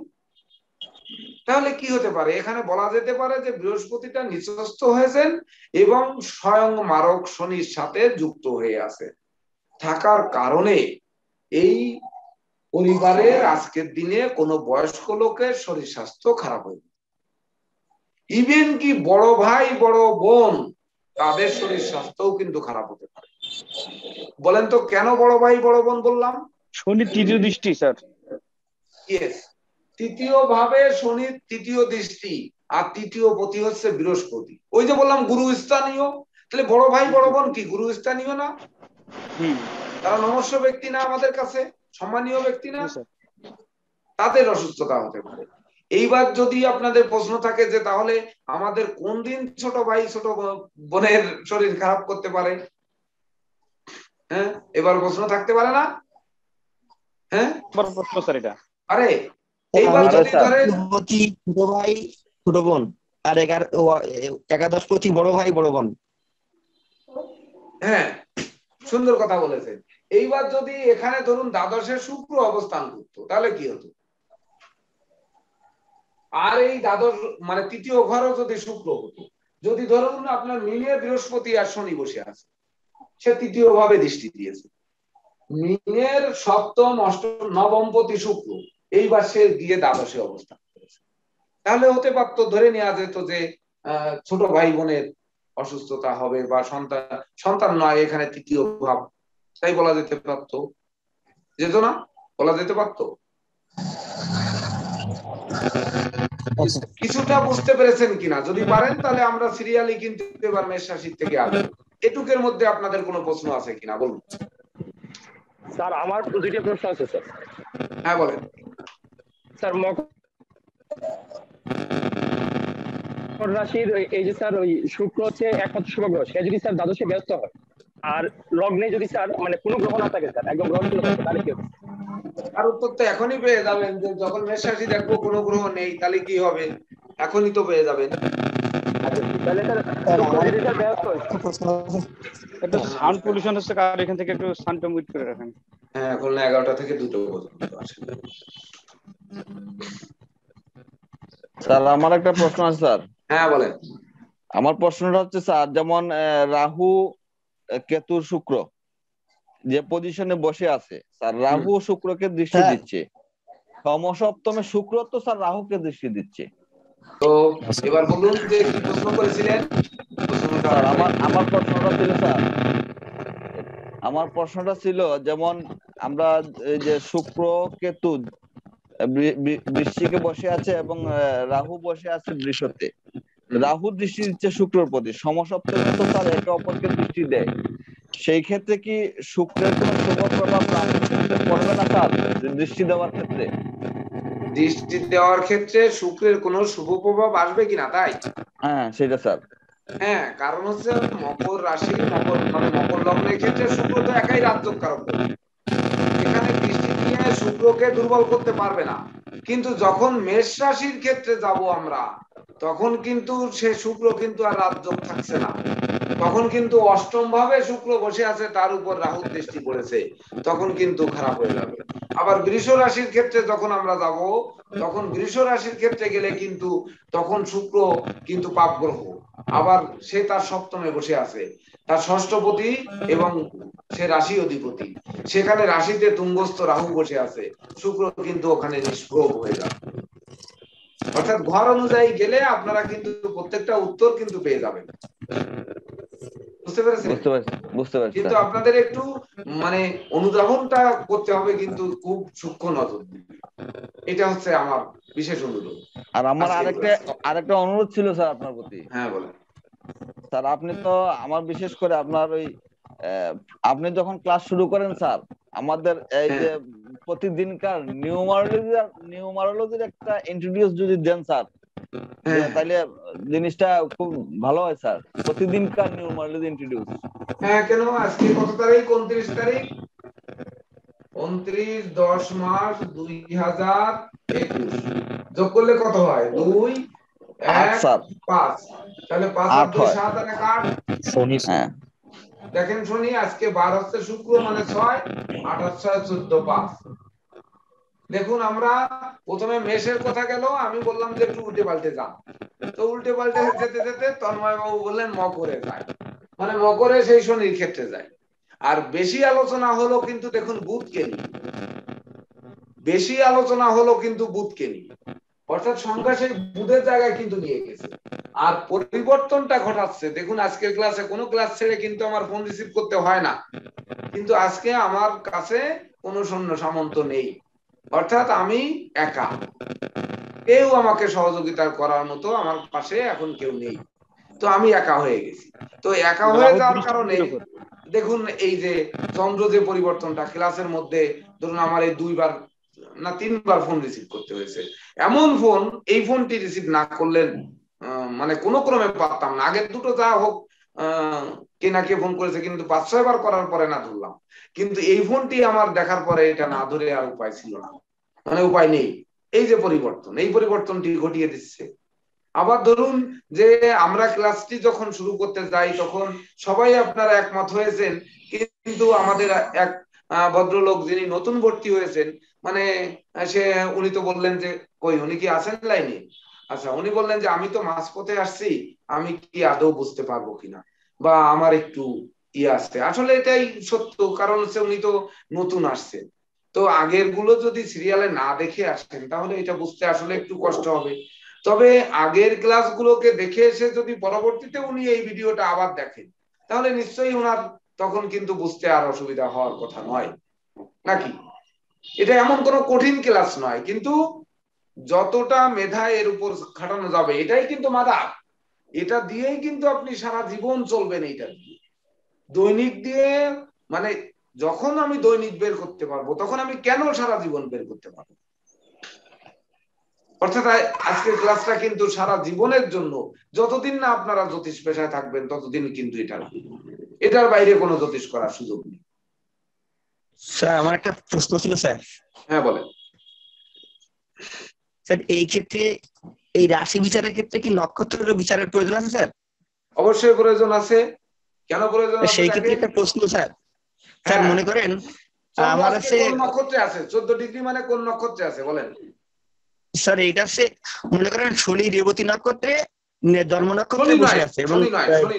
শনি নয়, গোচর বিচার চন্দ্র থেকে। আগে চন্দ্র বলুন।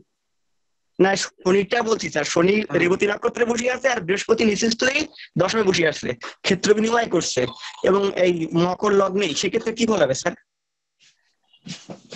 কি প্রশ্ন করলেন জড়েং ঘড়েংটা তো আমি বুঝলাম না। স্যার আমার আমি বলছি শনি রেবতী নক্ষত্রে হ্যাঁ জন্ম নক্ষত্রে বসে আছে, আর রেবতী বৃহস্পতি তো নক্ষত্রে নিচু মানে হয়ে মিনে বসে আছে বসে আছে, এই মিনে রেবতী মকরে। নক্ষত্রে শনি বসে আছে, আর হ্যাঁ, বৃহস্পতি মিনের মকরে, রেবতী নক্ষত্রে। মকরে হ্যাঁ, কোন নক্ষত্রে? নিচু হয়ে বসে আছে। হ্যাঁ কোথায়? না ওইটা না, আমি জাস্ট ওইটা বললাম আমি। হ্যাঁ বৃহস্পতি কোথায় বসে আছে? স্যার, এখন দেখি বললাম ওইটা নিচু হয়ে বসে আছে আর কি। ও নিচু হয়ে বসে আছে, তাহলে শনি আর বৃহস্পতি সেই ক্ষেত্র ক্ষেত্রে বিনিময় করেছে, এই তো। হ্যাঁ, সেক্ষেত্রে কেমন ফল হবে? এইটা দেখুন, শনি আর বৃহস্পতি কিন্তু এরা দীর্ঘস্থায়ী, মানে দীর্ঘদিন ধরে এক নক্ষত্রে অবস্থান করবে। তো দৈনিক বিচারের ক্ষেত্রে চন্দ্র 2.5 দিন এক রাশিতে অবস্থান করবে। তো চন্দ্র আজকের দিনে যে নক্ষত্র থাকবে কালকে সেই নক্ষত্র থাকবে না, কিন্তু নক্ষত্র কিন্তু পরিবর্তন হয়ে যাবে। আপনারা তো পঞ্জিকায় দেখেছেন যে আজকে অশ্বিনী নক্ষত্র বেলা 12টা এত মিনিট এত সেকেন্ড পর্যন্ত, তারপর বরণী নক্ষত্র আরম্ভ হয়ে গেছে। তো তার নক্ষত্রকে সে চেঞ্জ করবে না? সে তো করবে। আবার কোন গ্রহগণ যদি বর্ডারে পড়ে, ধরেন রেবতী নক্ষত্রের একেবারে ওই 13 ডিগ্রি 20 মিনিটের 13 ডিগ্রি 19 মিনিটে আছে, আজকে 19 ডিগ্রি 30 সেকেন্ডে আছে ধরেন, তাহলে আগামীকাল তো বৃহস্পতি এখানে প্রবেশ করবে। কেন লেখা থাকে না যে বৃহস্পতি গোচরে মানে মকর থেকে কুম্ভে যাবে রাত্র 5 মানে সন্ধ্যা 5টা 25 মিনিট 32 সেকেন্ডের পর, এটা লেখা থাকে না? তো যদি 5টা 32 মিনিট এত সেকেন্ডের ভিতর আসে, তা 5টা 32 মিনিটের আগে যদি আগের দিন হয়, বা রাত যদি লেখা থাকে যে রাত 12টা 1 মিনিট 5 সেকেন্ডের পর যাবে, তাহলে 12টা পর্যন্ত তো আজকের দিন, আগের নক্ষত্র। তাহলে আজকের দিনের ফলাফল আর কালকের দিনের ফলাফল পরিবর্তন হবে না? হবে হবে তো নাকি? অবশ্যই হবে। ওই কিশোর বাবু হবে? হ্যাঁ স্যার, আমি বলছি ওইটাই শুনতে চাচ্ছিলাম যে নক্ষত্রের কোনো ইফেক্ট হয় কি না, কিংবা ক্ষেত্র বিনিময় করছে সেক্ষেত্রে কি ফল হতে পারে। ক্ষেত্র বিনিময় শুভ যোগে শুভ ফল দেবে, অশুভ যোগে অশুভ ফল দেবে। তবে ক্ষেত্র বিনিময় কিন্তু এক ধরনের রাজযোগের মধ্যে পড়ে। ক্ষেত্র বিনিময় কিন্তু এক ধরনের রাজযোগের মধ্যে পড়ে, মানে অশুভত্ব নাশ করে। যদি অশুভ ঘরেও ক্ষেত্র বিনিময় হয় তো অশুভের হার অনেকাংশে কমে। সেটা তার ঘর গৃহ অনুযায়ী লগ্ন সাপেক্ষে কোন ঘরে পড়েছে তার উপর নির্ভর করবে। এইবার যদি সবসময় শুভ ফল দেয়, আপনার আগে নক্ষত্রে চলে গেলেন, তাহলে শিখবেনটা কি প্রশ্ন? আপনি শিখবেন আজকে রাশিফল একদিনের, যেদিনে ক্লাস সেই দিনে ক্লাস না নিয়ে অন্য দিনের তা নিয়ে আলোচনা করলে তা শিখবেন ইয়ে। আপনি ধরুন যে আপনার অষ্টমপতি ষষ্ঠে গেছে আর ষষ্ঠপতি অষ্টমে গেছে, বললাম যে ক্ষেত্র বিনিময় রাজযোগ তৈরি করলো বা এক ধরনের শুভযোগ। এবার অষ্টমপতি ষষ্ঠে ব্যাধিভাবে গেছে আর ব্যাধিপতি গেছে অষ্টম, তাহলে কি রাজযোগ দিয়ে দেবে নাকি ওখানে? হ্যাঁ দেবে। অর্থাৎ লগ্ন সাপেক্ষে তার অবস্থান নির্ণয় করতে হবে, অবস্থান কি হবে এটা বিচারে শিখতে হবে আপনাদের। সূত্র অনুযায়ী বিচার করার সময় কিন্তু কি পড়েছে তার উপরে আপনাদের বিচার করতে হবে।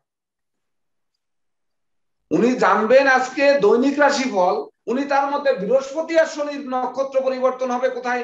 শনির নক্ষত্র পরিবর্তন হতে গেলে মিনিমাম 2.5 বছরকে 3 ভাগ করুন, তাহলে 9-10 মাসের আগে শনির কোন নক্ষত্র পরিবর্তন হচ্ছে না, সেটা নিয়ে উনি টানাটানি করছেন। তাহলে শিখবেন কি? বলেন কি শিখবেন?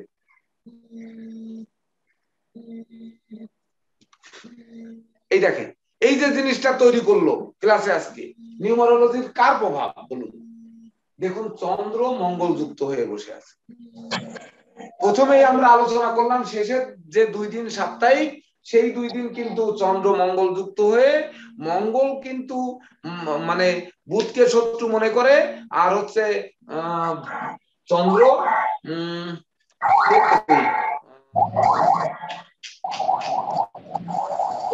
শনি চন্দ্রকে শত্রু মনে করে, শনি চন্দ্রকে শত্রু মনে করে, তো শনির দৃষ্টি পড়েছে। তো চন্দ্র দেখুন আজকে কিন্তু চন্দ্র স্বক্ষেত্রে থাকলেও শনির দৃষ্টিতে সে কিন্তু দুর্বল, আর নিজস্ব বৃহস্পতির দৃষ্টিতে খুব বেশি সবল হয়নি, তার সাথে মঙ্গল যুক্ত হয়ে গেছে।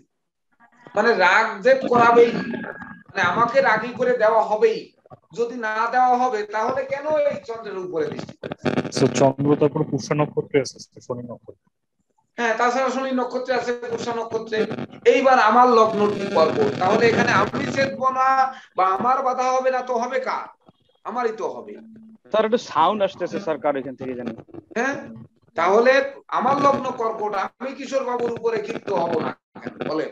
এই ক্ষিপ্তটা করাবে কে? করাচ্ছে তো আজকে এই মানে চন্দ্র এখানে থেকে, আমার লগ্নটা তৈরি, আর আমার রাশিটা কিন্তু কুম্ভ। তাহলে আমার রাশিটা কুম্ভ, কুম্ভ হচ্ছে অষ্টমপতি, আর আমার সপ্তম অষ্টমপতি, সে সপ্তমে বসে থেকে আমার লগ্নের উপর দৃষ্টি দিয়েছে। তাহলে বাধা তো এখানে নিউমারোলজিতে দেখুন অলরেডি এখানে কিন্তু চলে আসছে। আর সেই মঙ্গলকে নিয়ে দেখুন, মঙ্গল যে যাকে নিয়ে বলতেছি যে মঙ্গল, সে কিন্তু প্রথমে যে আলোচনা চলে গেছে সেক্ষেত্রে কিন্তু সেই মঙ্গল অশুভ অবস্থানে বসে আছে। রাহুর দৃষ্টি, মানে রাহুর দৃষ্টি নয়, শনির দৃষ্টি পড়েছে সেই মঙ্গলের উপর।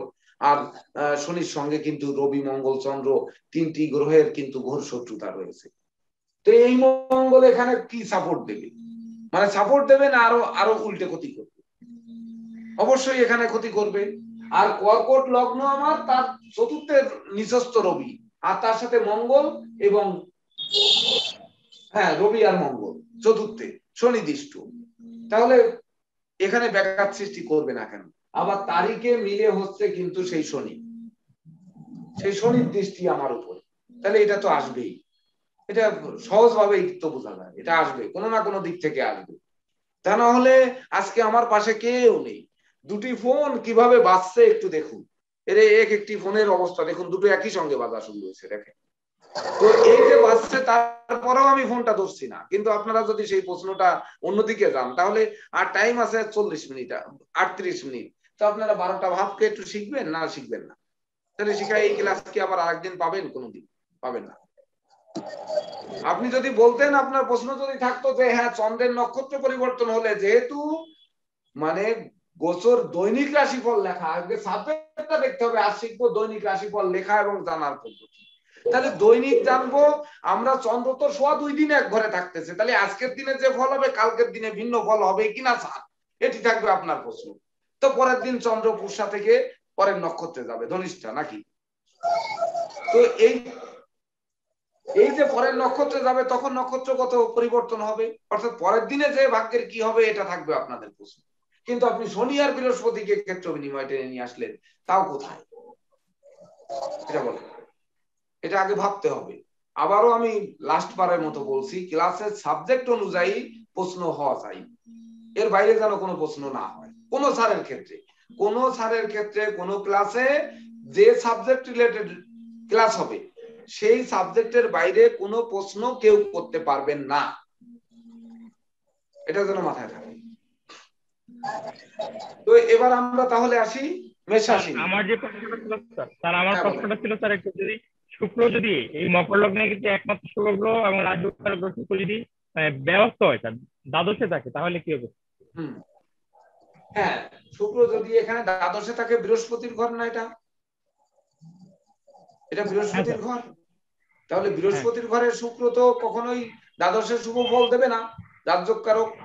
তাহলে শুক্র যে গুরুচণ্ডাল দোষ তৈরি করবে, তাহলে আমরা যে শুক্র যে শান্তি, শুক্রের যে শান্তির প্রতীক, যে বা প্রশান্তির প্রতীক, ঘরে শান্তি, বাইরে শান্তি, অফিসে শান্তি, বা ধরুন কর্মস্থলে শান্তি, ব্যবসা স্থলে সুখ শান্তি, এগুলো নষ্ট করবে। এমনকি আমরা যে বললাম যে গুরুজনেরা যারা অসুস্থতায় ভুগবে, তাদের নিয়ে শান্তি বিঘ্নিত হবে। এমন হতে পারে যে ধরুন আপনার বাবা অসুস্থ আর শ্বশুর অসুস্থ, দুইজন একই দিনে অসুস্থ, কি করবেন? এইবার বাবার যে হসপিটাল আছে ওই হসপিটালে যাবেন, শ্বশুরের হসপিটালে যাবেন না, বোর মুখ গুমড়া করে বসে থাকবে যে আমার বাবাকে দেখতে গেল না। আবার যদি শ্বশুরকে দেখতে চান, তো নিজের বাবা এদিকে, বলেন আপনি কোন দিকে যাবেন? তখন আপনাকে কি অবস্থানে ফেলবে দেখুন। ওই ক্ষেত্রে কিন্তু শুক্র তখন আপনার মানে কোনো না কোনো দিক থেকে 12টা নয় 14টা নয় 16টা বাজায় দেবে। যদিও 16টা কখনো বাজে না, বাজে হচ্ছে আপনার ওই 24 ঘন্টা ফরম্যাটে গেলে দিবারাত্রি, তখন না 16টা বাজবে, এমনি তো 12টার উপরে আর বাজবে না।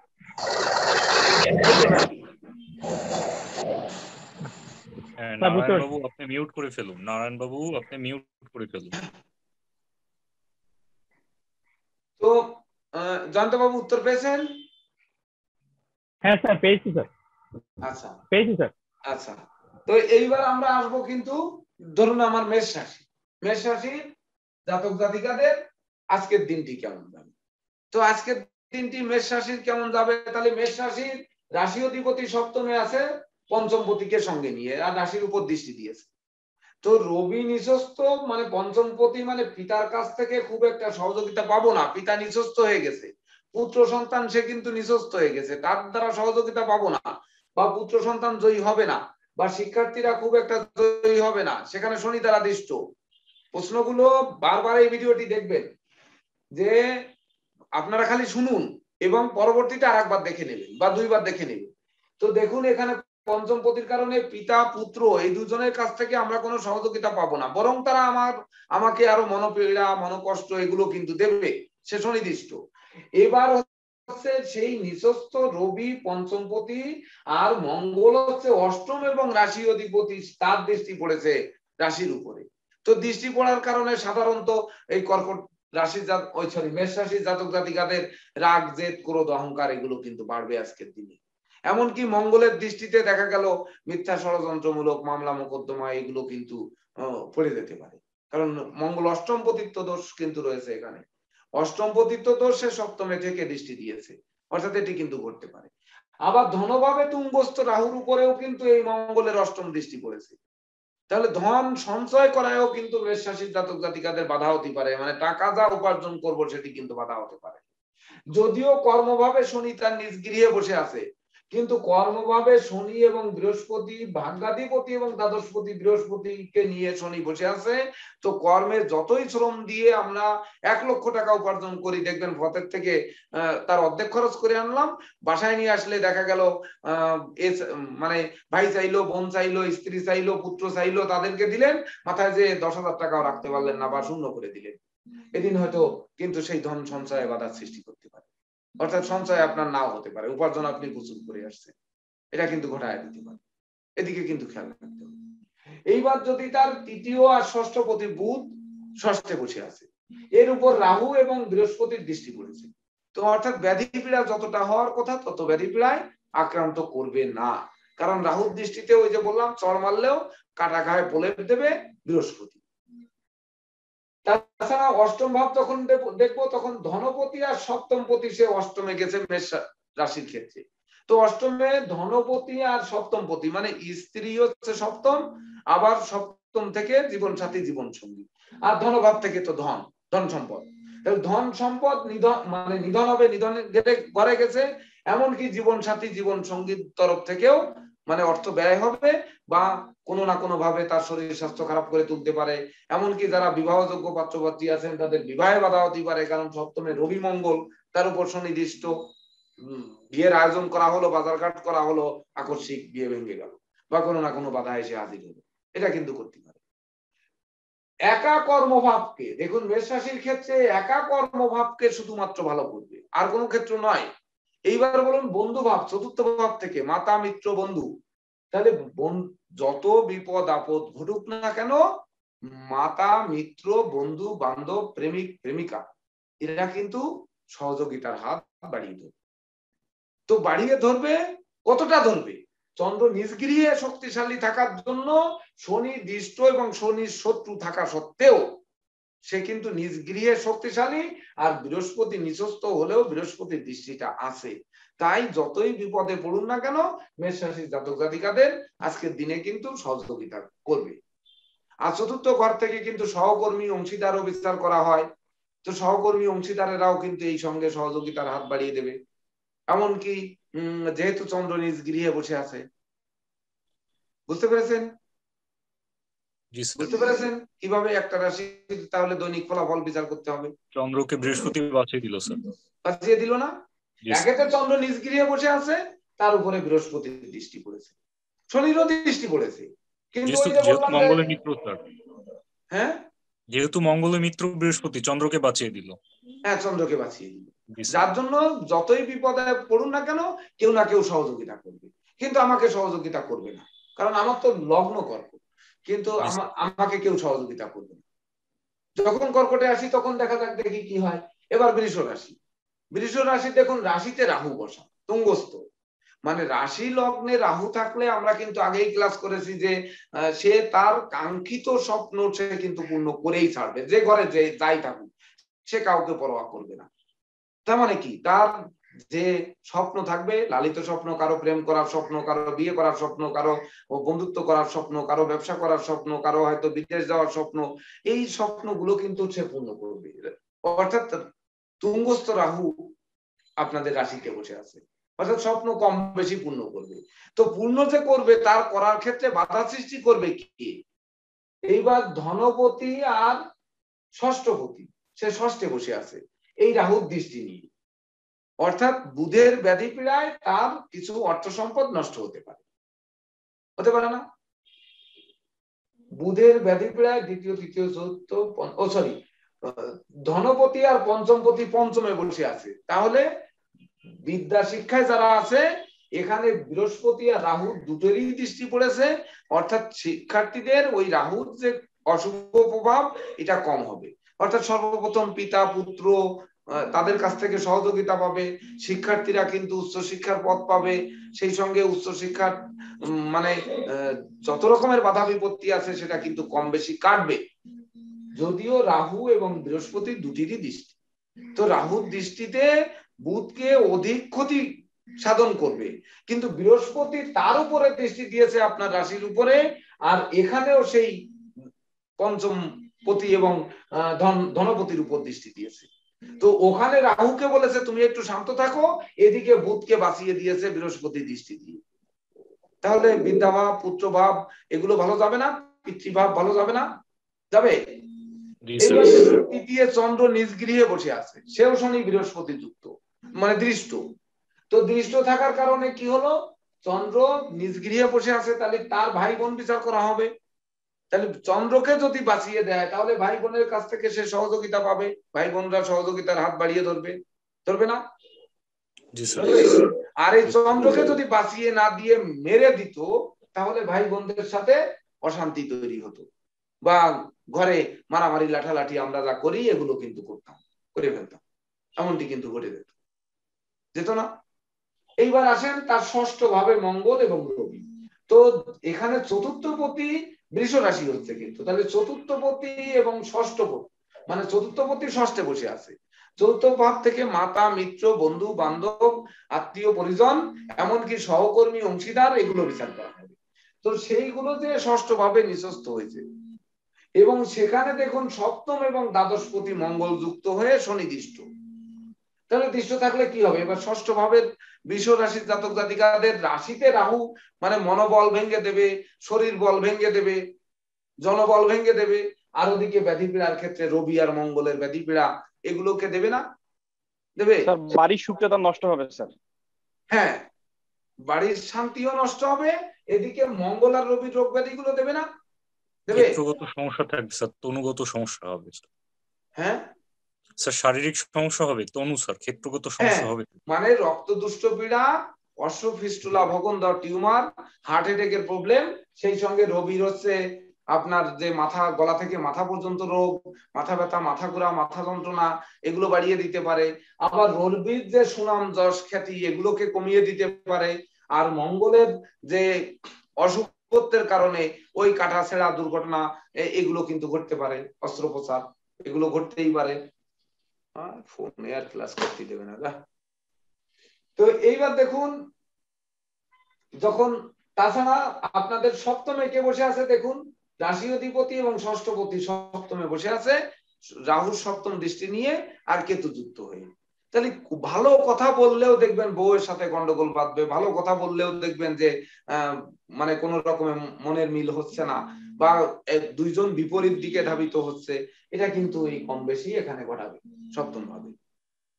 এমনকি ওই জীবন সাথী বা জীবন সঙ্গী শরীর স্বাস্থ্যকে কিন্তু খারাপ করে দেবে।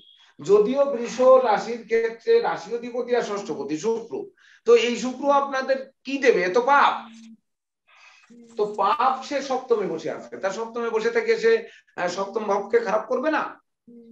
জি স্যার, কেতুযুক্ত গুপ্ত রোগ বিবেচনা, আরো কেতুযুক্ত গুপ্ত রোগ ব্যাধি এগুলো বিপরীত লিঙ্গের লোকের হবে, আপনার নয় কিন্তু বিপরীত লিঙ্গের লোকজনের হবে, ক্ষেত্রে হবে উভয়। জি স্যার।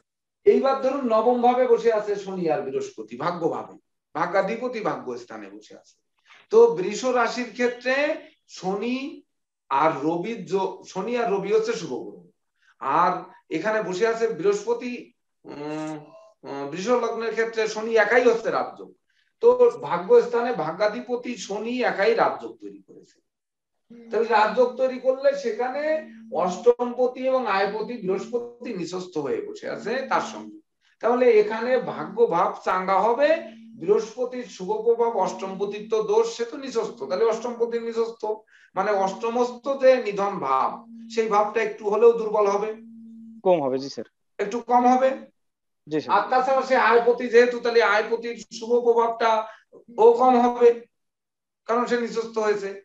তাহলে আমার কথা হচ্ছে নেগেটিভ ফল যদি কম ঘটে, পজিটিভ ফল একটু কম ঘটলেও মেনে নেওয়া যায়। কিন্তু নেগেটিভ ফল বেশি ঘটে যদি পজিটিভ ফল বেশি হয়, তো আপনি কি করবেন বলেন? আপনার চরম ডায়রিয়া হলো, এইবার আপনাকে দাওয়াত দিয়ে 25 আইটেমের খাবার সামনে দেওয়া হলো, আপনি কি করবেন? আপনি খেতে পারবেন না স্যার। তাহলে তাহলে লাভ কি? আমার এত খাবার এসেই বা লাভ হলো কি? আমার তো কোনো লাভ নেই। এটাই কিন্তু আমাদের দেখতে হবে এবং বুঝতে হবে। এইবার আসুন, আচ্ছা বলুন, বৃষ রাশির ক্ষেত্রে আর কোনো প্রশ্ন আছে কারো? আছে? স্যার একটা প্রশ্ন ছিল। হ্যাঁ বলেন। সেটা হচ্ছে বৃষ রাশির ক্ষেত্রে বৃহস্পতি সপ্তমপতি এবং একাদশপতি, সেক্ষেত্রে নিচস্থ হয়ে আছে, চন্দ্রকে কতটা রক্ষণাবেক্ষণ করতে পারবে শনির দৃষ্ট থেকে স্যার? না, চন্দ্র তো নিজগৃহে বসে আছে, নিজগৃহে শনি নক্ষত্রে আছে, আর শনির দৃষ্টি পড়েছে ওখানে, নিঃস্থ বৃহস্পতির দৃষ্টি পড়েছে। এই দৃষ্টিটা যে করে দিচ্ছে এটাও বৃহস্পতির তুঙ্গ করা। জি স্যার। আর বৃহস্পতি তো আপনার বৃষ লগ্নের ক্ষেত্রে বৃহস্পতি পাপ গ্রহ, তো পাপ গ্রহ সে নিঃস্থ হয়েছে ভাগ্য স্থানে গিয়ে। জি স্যার। তো ভাগ্য স্থানে গিয়ে নিঃস্থ হয়ে সে তো আপনার মানে রাজযোগকারক গ্রহকে ডিস্টার্ব করেনি কোনো রকমে, করেছে? উনি স্বয়ং ডিস্টার্ব হয়েছে, তারও তো দৃষ্টি পড়েছে। তাহলে মন্দের মধ্যে সে ভালো করেছে না? এই বৃহস্পতিটা মন্দের মধ্যে ভালো করেছে না? মানে পাপ গ্রহ পাপস্থ হলে অন্তত 21টা গুণ হয়েছে, দেখো পাপ গ্রহ মানে বিশেষ করে অশুভ গ্রহ অশুভ ঘরে থাকলে অশুভ ফল কম হবে, আর শুভ গ্রহ অশুভ ঘরে থাকলে বরং সেইটা অশুভর মাত্রা বেশি হবে। আমাদের দেখতে হবে যে নেগেটিভ দিকটাকে বর্জন করি, পজিটিভ একটু কম হোক। যারা কথায় বলে যে ধীরে রান্না করে সুস্থে খায়, জোড়ালে তার স্বাদ পায়।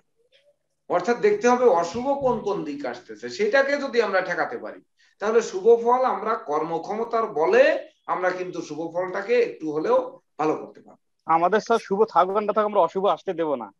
হ্যাঁ, এই হচ্ছে প্রশ্ন। অশুভ দিকটাকে ঠেকাই, আমাদের ঠেকাতে হবে অশুভ দিকটাকে। শুভ দিক তাহলে প্রতিফলিত হবে বা শুভত্বের দিকে ধাবিত হবে। এটা কিন্তু একটু ব্যাকে আমি একটা প্রশ্ন করি স্যার। ওই মেষ রাশির ক্ষেত্রে যেহেতু স্যার অষ্টমে কেতু, সেক্ষেত্রে স্যার মানে যারা মেষ রাশি জাতক তাদের কারোর মধ্যে আত্মহত্যার প্রবণতা দেখা যাবে স্যার? মেষ রাশির ক্ষেত্রে এবার মেষ রাশির ক্ষেত্রে শুক্র কি? শুক্র পাপ, অষ্টমপতি অষ্টমে বসে আছে। এইবার অষ্টমে কেতু আত্মহত্যা কারক গ্রহ কে? আত্মহত্যা কে করায়? চন্দ্র স্যার। হ্যাঁ, চন্দ্র কেতু যোগ হলে স্যার এটা করায় স্যার। এইবার চন্দ্র কেতুর কোন যোগ তৈরি করেছে কি? সঠিক বলেছেন, চন্দ্র কেতুর কোন যোগ বা দৃষ্ট বা কোনো কিছু হয়েছে কি এখানে? না স্যার, কেতু সপ্তমে পড়েনি। হ্যাঁ, কোন রকমে কিন্তু হয়নি। চন্দ্র কেতুর কোন সম্বন্ধ তৈরি করেনি, কোন দৃষ্টি তৈরি করেনি, কোন যুক্ত জুতি তৈরি করেনি, কোনো কিছুই কিন্তু তৈরি করেনি। আর তাছাড়া অষ্টমে সে কেতু বসে আছে, সে বাধা বিঘ্ন ঘটাবে, সমস্ত বাধা বিঘ্ন করাবে, প্রতিটা কাজে বাধা বিঘ্ন করাবে, ভ্রমণে বাধা বিঘ্ন করাবে, অনুচিত অবৈধ কাজ বাজে নিয়ে যাবে।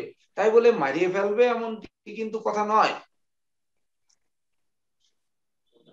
স্যার এখানে যে বৃষ লগ্নের যে স্যার সপ্তমে কেতু শুক্র আছে স্যার, এটা কি তার নিজের কোনো রোগ না, তার স্ত্রীর হবে স্যার? যেটা বললেন। সপ্তম ভাব থেকে জায়াপতি বিচার করবেন না, জায়াপতি সপ্তম ভাব মানে থেকে। তার নিজের কি কোনো সমস্যা হতে পারে স্যার? নিজের তো রাশিতে আমার তুঙ্গস্থ রাহু বসে আছে অলরেডি, আর সেখানে বৃহস্পতির পঞ্চম দৃষ্টি পড়েছে, মঙ্গলেরও অষ্টম দৃষ্টি পড়েছে, মঙ্গল তো সপ্তম এবং দ্বাদশপতি। স্যার হ্যাঁ স্যার বলুন। বলছি বিষ লগ্নের ক্ষেত্রে স্বামী স্ত্রীর মানে মধ্যে কোনো তৃতীয় ব্যক্তি ঢোকার কোনো আশঙ্কা আছে?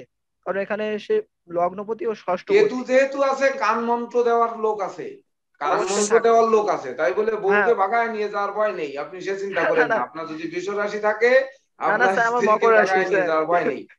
মানে কেতু সবসময় গুপ্ত মন্ত্র, কুমন্ত্র না এগুলো দিতে পারে, বুঝতে পেরেছি স্যার, বুঝলেন? আমি ওই জন্য তাই বলে ভাগায় নিয়ে চলে যাবে এটা ভেবেন না, এটা অশান্তি বাদিয়ে দিতে পারে। হ্যাঁ, অশান্তি বাদিয়ে দিতে পারে, এইটি বীজ মন্ত্র দিয়ে, এর বেশি কিছু পারে না। তাইলে তো স্যার তার বিপরীত লিঙ্গের স্যার বিপরীত ক্ষেত্রে বিপরীত লিঙ্গের কান ভারী করবে, বিপরীত লিঙ্গের কান ভারী করবে। আর এইখানে যদি স্যার রাহু থাকতো সেক্ষেত্রে স্যার বিচ্ছেদ ঘটাইতো স্যার। ওখানে যদি রাহু থাকতো তাহলে বিচ্ছেদ ঘটতো স্যার। হ্যাঁ, তাহলে কিন্তু ওই আপনার দেখা যাচ্ছে ভাগায় যাইতো স্যার। হ্যাঁ, ভাগায় যেতে পারতো। এই তো বুঝে ফেলেছে। ঠিকই বলেছেন স্যার। আমি একটু ক্লিয়ার হইতে পারি নাই স্যার। যেমন বৃষ রাশি বা লগ্নের ক্ষেত্রে যেহেতু তার সমসপ্তমে কেতু শুক্র যোগ আছে স্যার, এখানে তার বিপরীত লিঙ্গের সমস্যা আসবে, তাই তো স্যার? হ্যাঁ, দেখুন তো যে চন্দ্র আর মঙ্গল, চন্দ্র আর মঙ্গলের জ্যোতি, এটা কি শুভকারক হয় না অশুভকারক হয় বলেন তো?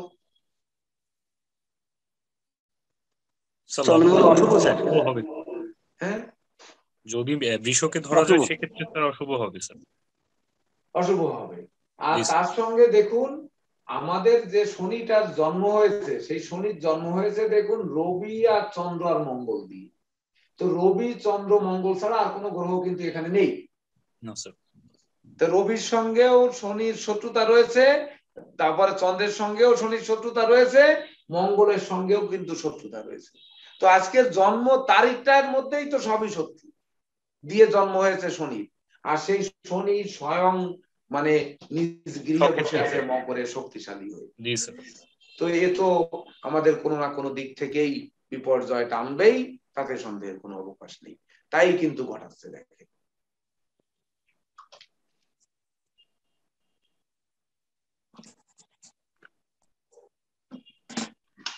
আরো একটা বিপর্যয়ের নিউজ আপনাদের দিব আর 10 মিনিট পরে, আর 11 মিনিট পরে দেখেন, তখন আরো বুঝতে পারবেন যে কাকে বলে, যে তারিখের প্রভাব কত। তো আমরা এবার একটু মিথুন রাশি আসি, যেহেতু শূন্য ঘর একটা পড়ুক, এরপরে তো আর আলোচনা করার সুযোগ পাবো না। দেখুন মিথুন রাশির অধিপতি কিন্তু দেখুন চতুর্থে বসে আছে, চতুর্থে সেও কিন্তু রাহু দৃষ্ট এবং বৃহস্পতি দৃষ্ট, এর ফল কিন্তু যায়নি। তাছাড়া মিথুন রাশির উপর কিন্তু রাহুর দ্বাদশ দৃষ্টি পড়েছে তো, দ্বাদশ দৃষ্টি পড়েছে না? তাহলে রাহু মানে রাশিতে রাহুর দৃষ্টি মানে দ্বাদশ দৃষ্টি পড়েছে, তার মানে কিছুটা মনোকষ্ট, মনোবেদনা, মনোচঞ্চলতা, অনাকাঙ্ক্ষিত ব্যয় বা চোর সিটিং বাজের খপ্পরে পড়ে ব্যয়, বা বাড়ির ধরুন হয়তো সুইচ দিতে যে সুইচটা কেটে গেল, বাল্বটা কেটে গেল, বা ইলেকট্রনিক সামগ্রী নষ্ট হলো, এগুলো কিন্তু কম বেশি ঘটাবে, কারণ রাহু বা কোনো না কোনো ভাবে গন্ডগোল ফ্যাসাদ, এগুলো রাহুর দৃষ্টি। আগেই বলেছি যে রাহুর অবস্থান অপেক্ষা রাহুর দৃষ্টি বেশি ভয়ঙ্কর। সে তার পঞ্চমে দৃষ্টি দিয়ে ক্ষতি করতে পারছে না, এখানে শনি বসে আছে বিদায়, কিন্তু বুধের ঘরে দৃষ্টি দিয়ে ক্ষতি করতে পারবে না, এটা কিন্তু বললেই হবে না, এটা কিন্তু পারবে। কেন এখানে তো আর বৃহস্পতির দৃষ্টি নেই, ষষ্ঠ ভাবে রাহুর দৃষ্টি দিয়েছে শনি, দ্বিতীয় তৃতীয় চতুর্থ ঘরে সে রাহুর দৃষ্টি দিয়েছে, এখানে বৃহস্পতিরও দৃষ্টি থাকার কারণে অশুভ ফল দূরীভূত হয়েছে। কিন্তু এই যে দ্বাদশ দৃষ্টি, এটা যে কোনো ক্রমে রোধ হয়েছে, এটা কিন্তু হতেই পারে না। হয়েছে কোথাও রোধ হয়েছে? রোধ হওয়ার মতো কোনো যোগ এখানে তৈরি হয়েছে? দেখেন তো, কোন গ্রহের দৃষ্টি আছে এখানে? নেই। আপনার ঘরে সহযোগিতা করার কেউ নেই, অর্থাৎ আমি মিথুন রাশি, আমার মতো আজকে হয়ে গেল, ধরেন যদি আমি মিথুন রাশি, যে কেউ আমার পাশে নেই, তো এমন হয়ে গেছে। তো সেই পাশে নেই, উপরন্ত রাহু এইবার আমাকে একাকে ধরেছে ঘাড় টিপে, কি করবেন আপনি? বা গলা টিপে কি করবেন? আপনি কিভাবে বাঁচবেন? স্যার আমার হবে কে আপনাদের আজকে তাহলে মিথুন রাশির লোক কি বাঁচবে না? রাহুতে মেরেই ফেলবে। দেখুন ধনপতি ধনভাবে বসে আছে, দেবগুরু বৃহস্পতি এবং স্বক্ষেত্র গত শনির দৃষ্টি নিয়ে, অর্থাৎ ধনভাব তার ভালো যাবে তো। শনির দৃষ্টি থাকা সত্ত্বেও স্যার, হ্যাঁ স্যার শনির দৃষ্টি থাকা সত্ত্বেও অবশ্যই সে শনির নক্ষত্রে আছে আর শনির দৃষ্টি পড়েছে, তার উপর তো বৃহস্পতির দৃষ্টিও আছে, আর ধনপতি তো নিজ গৃহে। তাহলে শনির নক্ষত্রে থাকা আর শনির দৃষ্টি থাকা মানে তো সেই শনি কোলের মধ্যে নিয়ে তাকে শুভ বুদ্ধিটা দেবে, অশুভটা তো দেবে না। সে তো তার বিপরীত রবির নক্ষত্রে নেই বা চন্দ্রের নক্ষত্রে তো সে নেই, সে তো শনির নক্ষত্রে আছে, অর্থাৎ বিপরীত প্রভাব কিন্তু এখানে ফেলবে না। আবার স্যার শনি তো মানে চন্দ্রের শত্রু স্যার, সেক্ষেত্রে শত্রু তো বটেই, কিন্তু শত্রু বটেই, কিন্তু চন্দ্রটা শনির নক্ষত্রে বসে আছে আর শনির দৃষ্টি পড়েছে, স্বক্ষেত্রগত শনির দৃষ্টি, বুঝতে পেরেছেন? এক্ষেত্রে ওই নক্ষত্রে থাকার জন্য তার অশুভ প্রভাব এক দূরীভূত হয়েছে, দ্বিতীয় নিজ ঘরে সে চন্দ্র বসে আছে, এর জন্য দ্বিতীয় ভাবে তার অশুভত্ব দোষ দূর হয়েছে। আর বৃহস্পতির দৃষ্টি পড়াতে 3 নাম্বার ভাবে তার অশুভত্ব দোষ দূরীভূত হয়েছে। এবার আরো একভাবে তার অশুভত্ব দোষ দূর হয়েছে, তাহলে সে তো অষ্টমে বসে আছে, শনি অষ্টমপতি। মিথুন রাশি তো অষ্টম এবং নবম, আগে অষ্টম পরে নবম, তার মানে অষ্টমে যেহেতু সে মারক গ্রহ মারক ঘরে বসে আছে, সে তো মানে শক্তিশালী যদিও বসে আছে, কিন্তু সে তো মানে মারক গ্রহ, বুঝতে পেরেছেন? জি স্যার। এইবার আসুন তার তৃতীয় পতি রবি, সে বসে আছে কোথায়? তার পঞ্চম ভাবে। তাহলে তৃতীয় পতি রবি পঞ্চম ভাবে গিয়ে নিঃস্ত হয়ে মঙ্গল যুক্ত হয়ে বসে আছে আর শনি দৃষ্টি। তাহলে তৃতীয় ভাব যে ভাই বোন বিচার করবো সে নিঃস্ত হয়েছে, মঙ্গল যুক্ত হয়েছে, অর্থাৎ এক্ষেত্রে কিন্তু বলা যেতে পারে যে ছোট ভাই বোনের সাথে কলহ বিবাদ হতে পারে, জ্যেষ্ঠ ভাই বোন নয়, ছোট ভাই বোনের সাথে কলহ বিবাদ হতে পারে, ছোট ভাই বোনের শরীর স্বাস্থ্য কিন্তু খারাপ করে দিতে পারে। স্যার এই বড় ছোট ভাইগুলো স্যার নির্ণয় করা স্যার কিভাবে সম্ভব, এটা আমি বুঝতে পারি না স্যার। ওই যে আগের বার আপনার জ্যেষ্ঠ বৃহস্পতির কানেকশন পেলেন না, এবার তৃতীয় পতি রবি, সে তো নিঃস্ত হয়েছে। রবিটাও কিন্তু পিতা পুত্র এগুলো পুত্রকারক গ্রহ,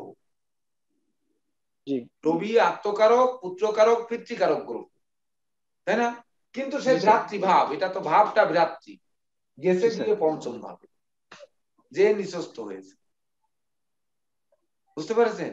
তার মানে ভ্রাতৃভাবকে দুর্বল করে দিয়েছে। এবার পঞ্চম ভাবকে কি করেছে? বিদ্যা এবং পিতা এগুলো কি করেছে দেখুন, বিদ্যা এবং মানে পিতা এই ক্ষেত্রটাও কিন্তু দুর্বল করে দিয়েছে, যেহেতু রবি নিঃস্ত হয়েছে, হয়েছে না? আর মঙ্গল যুক্ত হয়েছে, যদিও রবি মঙ্গল মিত্র গ্রহ, কিন্তু তার উপর তো শনির দশম দৃষ্টি করেছে। জি স্যার। তাহলে পঞ্চম ভাব এইভাবে দুর্বল করেছে, কিন্তু ভ্রাতৃভাবকেও কিন্তু সে দুর্বল করেছে। ছোট ভাই বোন এখানে বড় নয়। এইবার দেখুন তার ষষ্ঠে বসে আছে কেতু আর শুক্র, শুক্র দ্বাদশপতি আর হচ্ছে পঞ্চমপতি। তাহলে শিক্ষার্থীদের মন প্রেমের দিকে ধাবিত হবে, শিক্ষার্থীরা মারামারি লাঠালাঠি করতে যাবে, শিক্ষার্থীরা আন্দোলন ফ্যাসাদ করতে যাবে, সেখানে উল্টো পক্ষের বিরোধী পক্ষের মারধর খাবে, খেয়ে ফেলবে, এগুলোই হবে। আর ওদিকে ষষ্ঠে তো বিঘ্ন সৃষ্টিকারী গ্রহ কেতু তুঙ্গস্থ হয়ে বসে আছে, মানে কোনো না কোনো ভাবে বাধা সৃষ্টি করবে, পুরাতন কনিক ব্যাধি পীড়া চাঙ্গা করবে, প্রস্রাব কিডনি ধাতুগত রোগকে চাঙ্গা করে দেবে, এমনকি নারী জাতির ফিমেল ডিজিজের প্রবণতা বাড়ায় দেবে। এগুলো দেবে না? দেবে? দিতে পারে না নাকি? অবশ্যই দেবে স্যার, কারণ সে দ্বাদশপতি আর পঞ্চমপতি।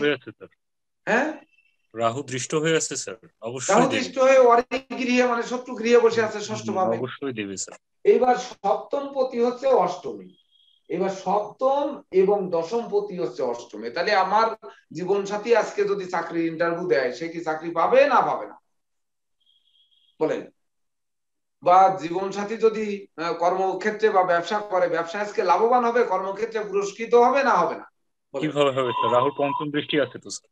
হ্যাঁ, রাহুর তো পঞ্চম দৃষ্টি আছে স্যার, একটু বাধা হবে না? নেগেটিভ ফল দেবে নিশ্চয়ই। জি স্যার। এমনকি ওই সেই বিবাহযোগ্যদের বিবাহে বাধা আসতে পারে, বা অত্যাবশ্যকীয় বিবাহে ওই বিলম্ব ঘটতে পারে, এমনকি ভেঙে চুরমার করে দিতে পারে, আর দাম্পত্য অশান্তি অনটনও কিন্তু বাধা দিতে পারে। তাছাড়া অষ্টমে যেহেতু গেছে সপ্তমপতি, দেখা গেল ঠিক আছে কোনোভাবে পড়ে যে হাত পায়ে আঘাত খেলো, মানে বিপরীত লিঙ্গ, সবসময় বিপরীত লিঙ্গের লোক, সপ্তম ভাব জায়াপতি, এই দুইজনের মানে বিপরীত লিঙ্গের লোকের কোনো না কোনো ভাবে অষ্টম ভাব মানে নিধন হবে, তার হাত দিয়ে অর্থ নষ্ট হবে, এরকম কোন পথ তৈরি করতে, বুঝতে পারছেন? এই শুধু স্যার স্ত্রীরই বিচার করা হবে স্যার, যদি আমরা স্যার ওই ব্যক্তির বিচার করি স্যার জাতকের। রাহু দৃষ্টি পাচ্ছে না সপ্তম ভাব, রাহু দৃষ্টি পাচ্ছে না। সপ্তম ভাব কি করব না, সেখানে রাহু দৃষ্টি পড়ছে না, পড়ে নাই, পঞ্চম দৃষ্টি সেখানে পড়ছে না। ওই রাহু পঞ্চম দৃষ্টি তো অষ্টম ভাবে পড়েছে, মিথুন তো বিচার করছে। হ্যাঁ স্যার, আমি সেটাই বলছি স্যার। স্যার আমি একটা বলতে চাচ্ছিলাম কি স্যার, ওই যে সপ্তম ভাব থেকে যেমন বিপরীত লিঙ্গের বিচার করা হচ্ছে, এটা কি ওই জাতকের কোনো ব্যক্তিগত বিচার হবে না স্যার? জাতকের বিপরীত লিঙ্গ হলে জাতকের মধ্যে কিছু পড়বে না। এখানে আমার বউ যদি আজকে লটারিতে 10 কোটি টাকা পায়, তাহলে বিয়ে টিয়ে নাই স্যার, মনে করেন না স্যার, পড়বে না। না না না স্যার, সেটা বলি নাই, প্রভাব পড়বে না, আমি কি তার টাকার মালিক হব না? না সেটা তো পড়বে। তাহলে মানে স্যার শুধু কি মানে এটা স্যার ওই স্ত্রী বাদ দিলাম স্যার, হ্যাঁ স্ত্রী বাদ দিলাম, মানে ব্যক্তির উপরে কোনো প্রভাব পড়বে না, ডাইরেক্ট স্ত্রী বাদ, তার উপরে যে প্রভাব পড়বে সেই প্রভাব দিয়ে আপনার উপরে প্রভাব পড়বে, মানে ডাইরেক্ট আসবে না। না আপনার তো সরাসরি, আপনি তো ঘরের মালিক নই, আপনার তো ভাগ্যের উপর সাপোর্ট দেবে হচ্ছে ওই সেই বিপরীত লিঙ্গের তরফ থেকে।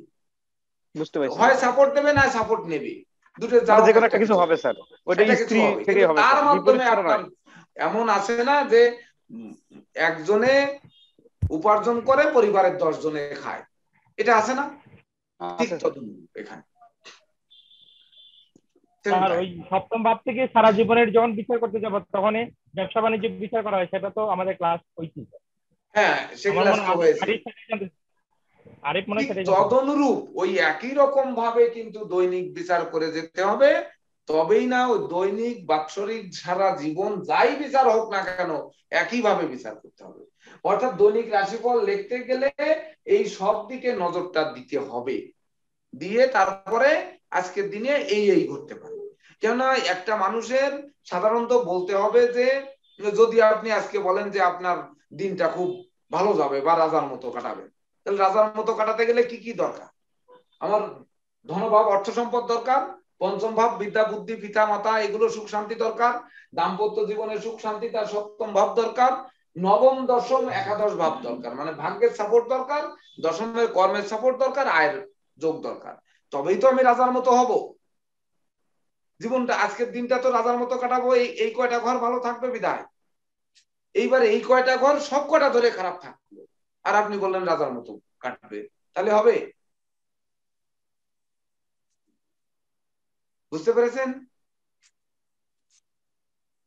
আরো 2 দিন লাগবে এই ক্লাস একদিনে, গত বছর একদিনে এবং সবাই একদিনে বুঝে পরের দিন রাশিফল লিখে আমার কাছে প্রত্যেকে পাঠিয়েছিলেন, কিন্তু এবার আপনারা পারলেন না, কারণ আজকে ওই শনির বাধার সৃষ্টি করেছে। আমার সঙ্গে কেউ নেই, দুবার ফোন ধরতে গেছে, মন অন্যদিকে গেছে, আর আমরা অন্যভাবে আগে একটু দুটি রাশি নিয়ে বোঝায় আমরা শুরু করতে গেছিলাম, যার জন্য কিন্তু আমরা শেষ করতে পারলাম না। অতিশয় দুঃখের সহিত জানাচ্ছি বিশেষ করে যে আজকের দিনের ক্লাসটি এই মুহূর্তে সমাপ্ত হবে, মানে আর এর পরবর্তী ক্লাস হবে না, কারণ আমাদের প্রেসিডেন্ট স্যার চট্টগ্রামে গেছেন, আর আমাদের যে এসকে ঘোষ স্যার উনি ওনার পার্সোনাল একটা পরীক্ষা আছে, সেই পরীক্ষায় অংশগ্রহণ করার জন্য উনি ওখানে গেছেন, যে কারণে আজকে আর ক্লাস হবে না। অর্থাৎ আজকের ক্লাস এই পর্যন্ত এখানে সমাপ্ত হবে। ক্লাস হবে। হ্যাঁ বলুন। মহা দুঃখ স্যার, শনি পুরো ডিস্টার্ব। এই তাহলে এইবার বলুন যে এর ভিতরে মহা ডিস্টার্ব ঘটানোর মতো, মানে কুম্ভ রাশির লোক যে আছে তার দ্বাদশে শনি, তার মহাবিপদ ঘটতে পারে। এইবার ধরুন যার মিথুন রাশি আছে তার বিপদের মাত্রা বাড়তে পারে। এইবার ধরুন যার সিংহ রাশি আছে তার বিপদের মাত্রা বাড়তে পারে বা মহা দুর্যোগ ঘটতে পারে। তুলা লগ্নটা কি হবে স্যার এখানে? হ্যাঁ রবি মঙ্গল যে একখানে স্যার রবি নিঃস্ব তুলা লগ্ন যদি হয়, হ্যাঁ তুলা যদি হয় তাহলে দ্বিতীয় তৃতীয় চতুর্থ, হ্যাঁ চতুর্থ ভাব ওই বন্ধু মিত্র নিয়ে তার সমস্যা হতে পারে। এদিকে দশম ভাবে চন্দ্র সে সুনির্দিষ্ট হয়ে বসে আছে, কর্মভাব নিয়েও ওই বন্ধু বান্ধবরা কর্মক্ষেত্রে সহযোগিতা না করে উল্টে পিন লাগাতে পারে। হ্যাঁ দেখা গেল সহকর্মীরা বসের কান ভারী করলো, কান ভারী করে আপনাকে কোনো না কোনো ফাঁদে ফেলার চেষ্টা করতে পারে, এগুলো হতে পারে স্যার পুরো সমস্যা। আবার দশম ঘর যেহেতু ভ্রমণে বাধা সৃষ্টি করতে পারে, ভ্রমণকারক গ্রহ চন্দ্র, বিদেশ যাত্রায় বাধা আসতে পারে। দেখা গেল আমি পাসপোর্ট না নিয়ে সবকিছু নিয়ে এয়ারপোর্টে যেয়ে হাজির হয়েছি, এবার কি হবে? আপনার ফ্লাইট আছে 2 ঘন্টা টাইম, এইবার আপনার বাসা হচ্ছে পুরাতন ঢাকা আর এয়ারপোর্ট হচ্ছে আপনার উত্তরা, আপনি পাসপোর্ট আনবেন কখন আর ওই ফ্লাইট ধরবেন? তার মানে স্যার তুলা লগ্নে এখন পুরো বিপদ স্যার, ধনের স্থানে আবার কেতু শুক্র, মানে এরকম হতে পারে। তো এভাবেই কিন্তু আমাদের বিচারটা করতে হবে।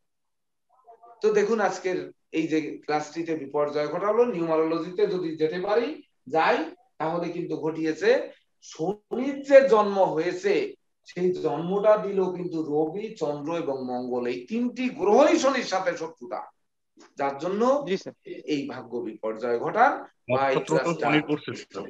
হ্যাঁ নক্ষত্রটাও শনির পড়ছে, নক্ষত্রটাও শনির পড়েছে, মানে শনি আজকে ডিস্টার্ব করবেই, তাই করেছে। ঠিক আছে, তো আপনারা ভালো থাকুন, যথারীতি সন্ধ্যা 7টায় দেখা হবে আশা রাখি। যদি সে পর্যন্ত বেঁচে থাকি তো আপনারা সবার সুস্থতা কামনা করছি। এই যে ক্লাস অনাকাঙ্ক্ষিত ভাবে বন্ধ হলো, আপনারা সময় নিয়ে অধীর আগ্রহে বসেছিলেন যে হ্যাঁ ক্লাসটি হবে, আপনাদের যে মূল্যবান সময় নষ্ট হলো এর জন্য আমি করজোড়ে প্রার্থনা করছি। আমরা পূর্ব থেকে নোটিশ দিতে পারিনি, যে যদিও সকালবেলায় গতকাল রাতে প্রেসিডেন্ট স্যার বলছেন যে ক্লাসটি সকালবেলা ক্লাস বন্ধ করে দেওয়া হোক, আমি বললাম না, সবাই তো শুক্রবারে ক্লাস বন্ধ দিয়ে অপেক্ষা করবে, তো ঠিক আছে আমি অন্তত যতটুকু পারি, আমার ক্লাস নেওয়ার মতো মানসিকতা নেই, তো তথাপিও আমি চেষ্টা করব যতটুকু পারি ততটুকু করে সমাপ্ত। তো সেই ছিল আমার ইচ্ছা। তো আপনারা এবং আমাদের প্রতিষ্ঠানকে ক্ষমা সুন্দর দৃষ্টিতে দেখবেন এই অনাকাঙ্ক্ষিত দুর্ঘটনা ঘটার জন্য, মানে যেন অদূর ভবিষ্যতে না ঘটে এই প্রত্যাশা আপনাদের কাছ থেকে চাইব। যে আমরা 1 সপ্তাহ আগে ঘোষণা দিয়ে একটি ক্লাস বন্ধ দিতে পারি, কিন্তু আগের দিন ঘোষণা দিয়ে আমরা একটি ক্লাস বন্ধ দেওয়া বা এটা খুব বেমানান লাগে, মানে আসলে খুবই আমি আন্তরিকভাবে দুঃখিত এবং ক্ষমা প্রার্থী। ভালো থাকুন সবাই। নমস্কার স্যার।